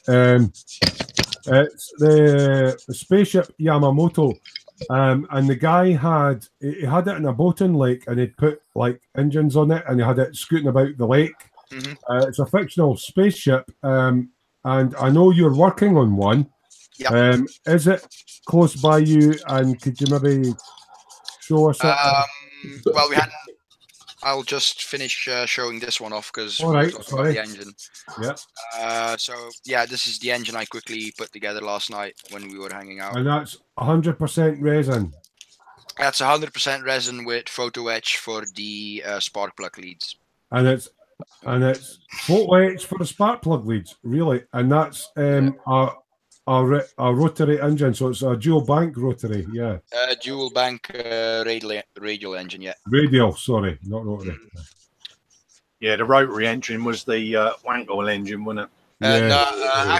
Actually, the proper when you talk rotary, the proper rotary engines were the ones that you used in World War I on fighter planes. Yeah. And what made them rotary is that the engine didn't make the crankshaft spin. The crankshaft was bolted solid to the frame of the plane. And the engine rotated. And the entire engine rotated, and the propeller was stuck to the engine rather than the crankshaft. Yeah. Yeah. Which is quite mad when you think of it, because there's this big metal lump just rotating around. And that's what made the Sopwith Camel notoriously difficult to fly as well. Spidey Q8 says, no need for language like that. Wanky engines indeed. Right. Can we possibly get onto Yamamoto before we lose everybody going sort of all resin and... Yeah. But that's... You're really into your sort of super high detail and historical accuracy, but I like the Yamamoto because it's a fictional craft. All right, put this big... Technically, it's not. No. What's technically? Because wasn't the anime based? Didn't they basically raise the original Yamato, the actual battleship? The idea is Earth has been bombed to hell. All water on the surface is gone, and that made the ship of the original, the wreck of the original Yamato, lie on the surface. So what they did is they used that as a cover for building a new spaceship with like this technology they got from another alien race, which is super powerful. So that's why it looks like the original Yamato, because they built it in the original Yamato. Wow. That's the idea behind it. Though if you would line it up to the original Yamato, the 1500 one is the same size as the Tamiya 1350 World War II Yamato. So the scale really doesn't make all that much sense when you stop. Right. Okay. But the original Yamato as a ship is just off the charts, crazy, isn't it? Yeah. Yeah, I've got the Musashi there, which was in the harbour, and they didn't want to bring it out. It was just like this is what we can do, but we don't want to get it hurt kind of thing. Right, here we go. Yeah. Oh. There she is. As you can that looks as if it's got wiring and stuff in it, Vincent. Yeah. She's gonna have full LEDs. There's some LEDs coming in the command tower as well. By the way, good evening, Pip. Welcome to Smoo. Hello, Pip, darling. I'm getting stuck. Hello, Pip. Damn headset cabling here. I'm just taking off for a second because I like to see Pip embarrassed. Hiya, Pip. Hello, sweetheart. You're live on camera. Right. We'll go back to Vincent. Yeah, we've got to say hello to Pip because Pip's lovely. And Hi, I've Pip. just clicked a wrong page and yeah. Where am I? There we go. Stop presenting. Yeah. There we go. That was Pip. Sorry about that, Vincent. Yeah, no worries. Put you back on the big screen again. There we go. So you were asking about the wiring. Yes, there will be LEDs. Obviously, the ones for the conning tower still have to go in. Sergeant Bones goes Yamamoto. Yeah. Yeah. So there's got a bit up, haven't I? So there's LEDs in the back here. Oh, it's got one big engine at the back. Yeah. Yeah, and the little small engines both have one LED tucked in the back, so you've got this nice glow coming out of those. Does that come with a kit? Nope, this is all self-done. Right. So who makes that kit then, Vincent? It's Bandai, and you can use the Bandai LED units on this, but only one in the conning tower and one in the main engine, and they don't give enough light. So is that all clicked together then? Yeah, it is. Well, have you glued any of it, or have you just clicked it together? Yes, there are parts glued to hide some seam lines better. Mm-hmm. So other players that have got LEDs, like on both sides, you've got these little observation areas. So there's an LED behind that, and of course the big gun in the front here has an LED in it as well. It's a pretty gorgeous looking thing, isn't it? Yeah, it's been a work of labor of love. This one. What sort of money's in that kit? Are we talking silly money here, Vincent? Not as silly as you can get, but it's going like the high end Tamiya's, like a Famo from Tamiya, that kind of range. Right. So give me some figures. They hover about 100 quid, I think. Yeah, this one was 150 euros, but I got it from a European shop, so I wasn't importing it. Because you can get it in Japan for like 70, 80 euros, which is about 60, 70 quid. But then you've got the shipping costs, which aren't going to be nice to you because it's a big box. It's a very big box. Because like 2/3 of this hull is one piece. I mean, this is one solid piece. Right. Okay. So that's quite a long piece. Yeah. Yeah.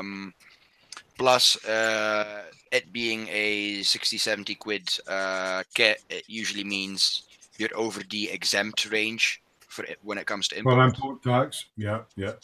And it's going to end up costing you 150 anyway, with all the hassle of clearing imports. It's quite a lot of money, but not out of quite a lot of people's range. Well, thanks for that, Vincent. You're welcome. Yeah, for the size of the kit you've got there, it's well worth the money. It is. Yeah. Paul. Yes. I've just noticed something on your camera, so I'm going to present it to everybody. Is that like a tiny little Yamamoto? And then the Yamamoto actual... The one at the back is the Bandai, this one here. Bandai Yamamoto. Is that the Mecha Collie one? I think so, yeah. It's the baby Bandai that I never painted. I just built it because it looked cool. And this is a waterline model of the original Yamato that I found in a War Games box that I opened it to see what was in it, and Yamato was in it. So that's what the real one looks like.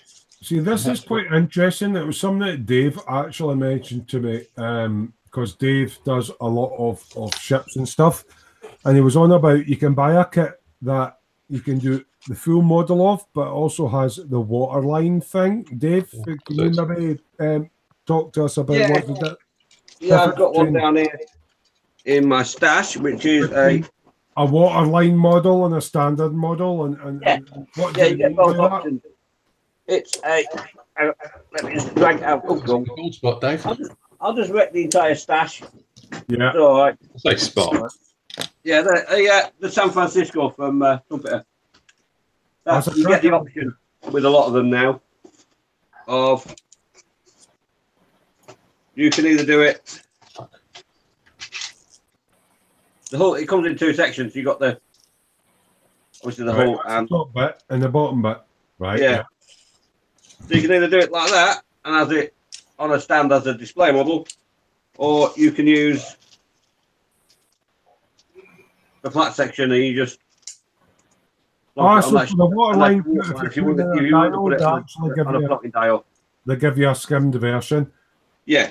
Spidey Q8 said, I think I had a Yamamoto 252 stroke in my teens. I think that was a Sakakaki 250, mate, actually. Now I've got the Musashi 1350, which is a sister ship of the Yamato. Slightly shorter, but yeah, almost identical. Yeah, it's a wait repair after the beautiful ship. Beautiful harbour moving incident when we moved into this house. So for an idea of size, that's a cracking ship. Yeah, it's a bit of a beast. If they were doing that in waterline, what you're basically saying is that they cast it in such a way that you don't have to put the bottom part on. So if you're putting on a dial, yeah, you don't have to do like a really deep resin thing. It's just a surface in there. Yeah. I've got a couple of the Fujimi egg ships, and they come like that as well. There's an option to build them with the lower hull, but you can do it without the lower part of the hull as well. Dave did an egg ship. Did you not have the egg one with the aircraft carrier, Dave? I did. Yeah. It had the option of the waterline or the full hull. I just did the full hull. Yeah, that's downstairs. I've got not the same kit, but in the same line of kits. I've got a carrier as well, and I've got the Japanese submarine aircraft carriers ones as well. The last time I built a ship, I was 14, and it was like the destroyers, and it didn't have the excuse me, the option of the waterline thing. Oracle. Somebody's showing us nuts and bolts. Who's showing us that? I thought you'd like to count. Right, I'm just going to stick Paul up there. Paul's showing us nuts and bolts. What is this nuts and bolts thing? How many are there, Smoo? I know you like rivets. I'm not going to rivet count because I'll get in the naughty step, but what is this kit?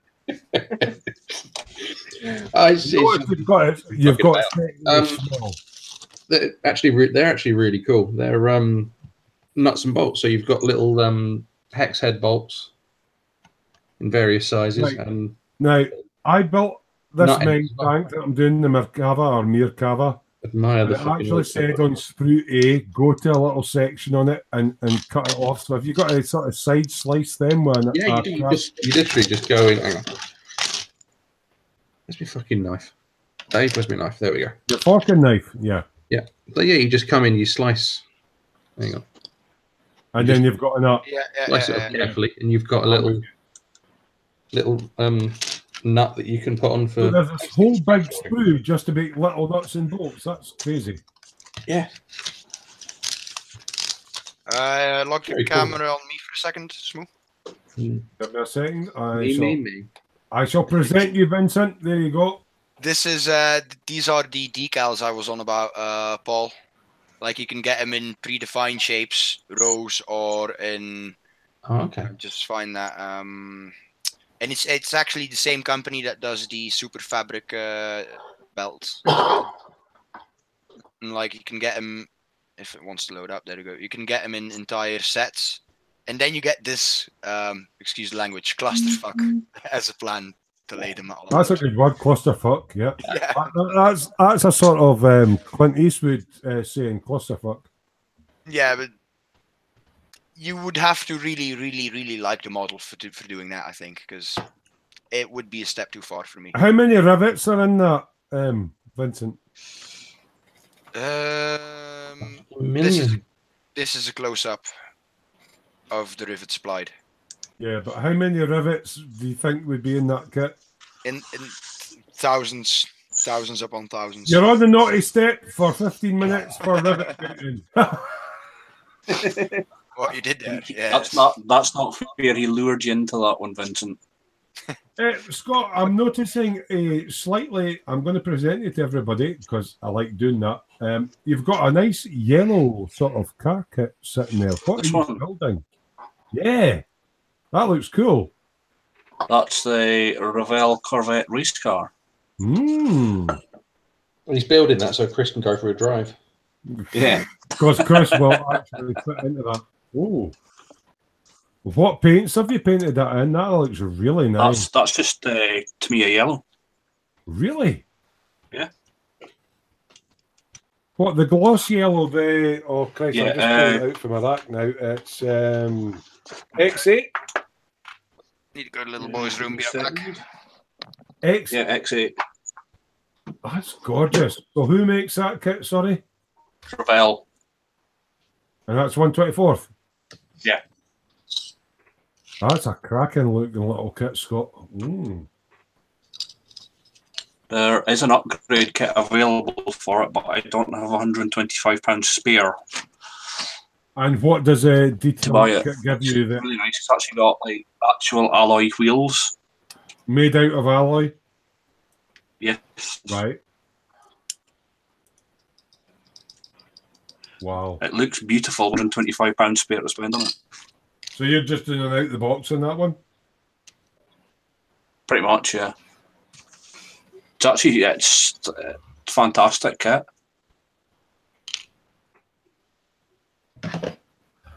We're just laughing. Expat Spain put up Rosie the Riveter is the way to go. Sergeant Bond says, I do like those decal rivet stuff.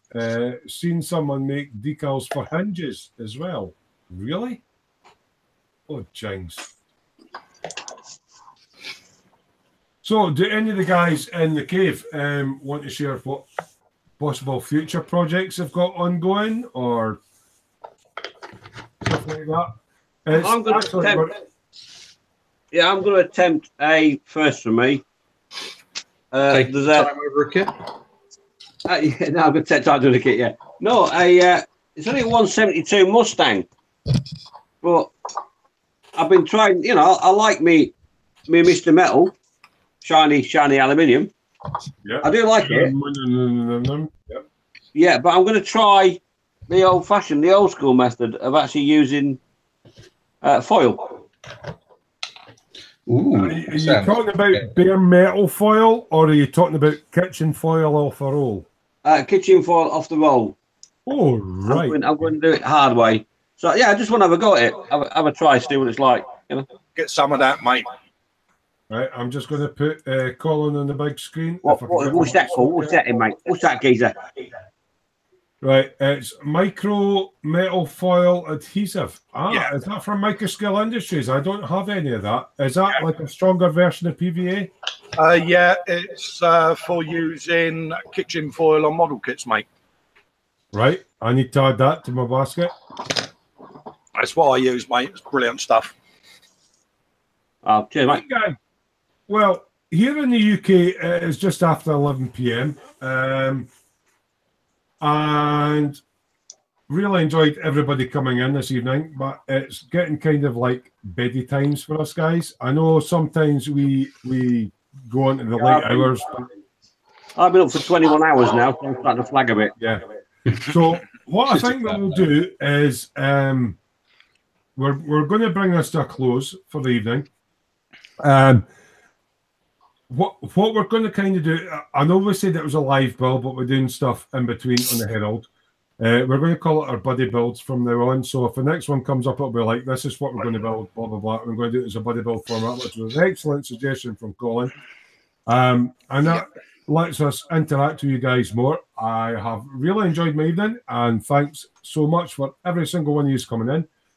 Please do go onto Facebook and look up Smoo's Dungeon and create your album and share your work with us. And it gives you a chance to interact with us guys that like to goof off, because we hang out all through the week and one live show a week.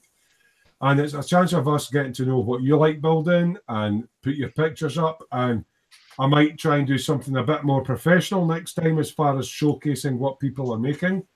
But yeah, I think it's really, really nice that you guys are taking the time out your evening to come and join us. We're just normal guys with no agendas.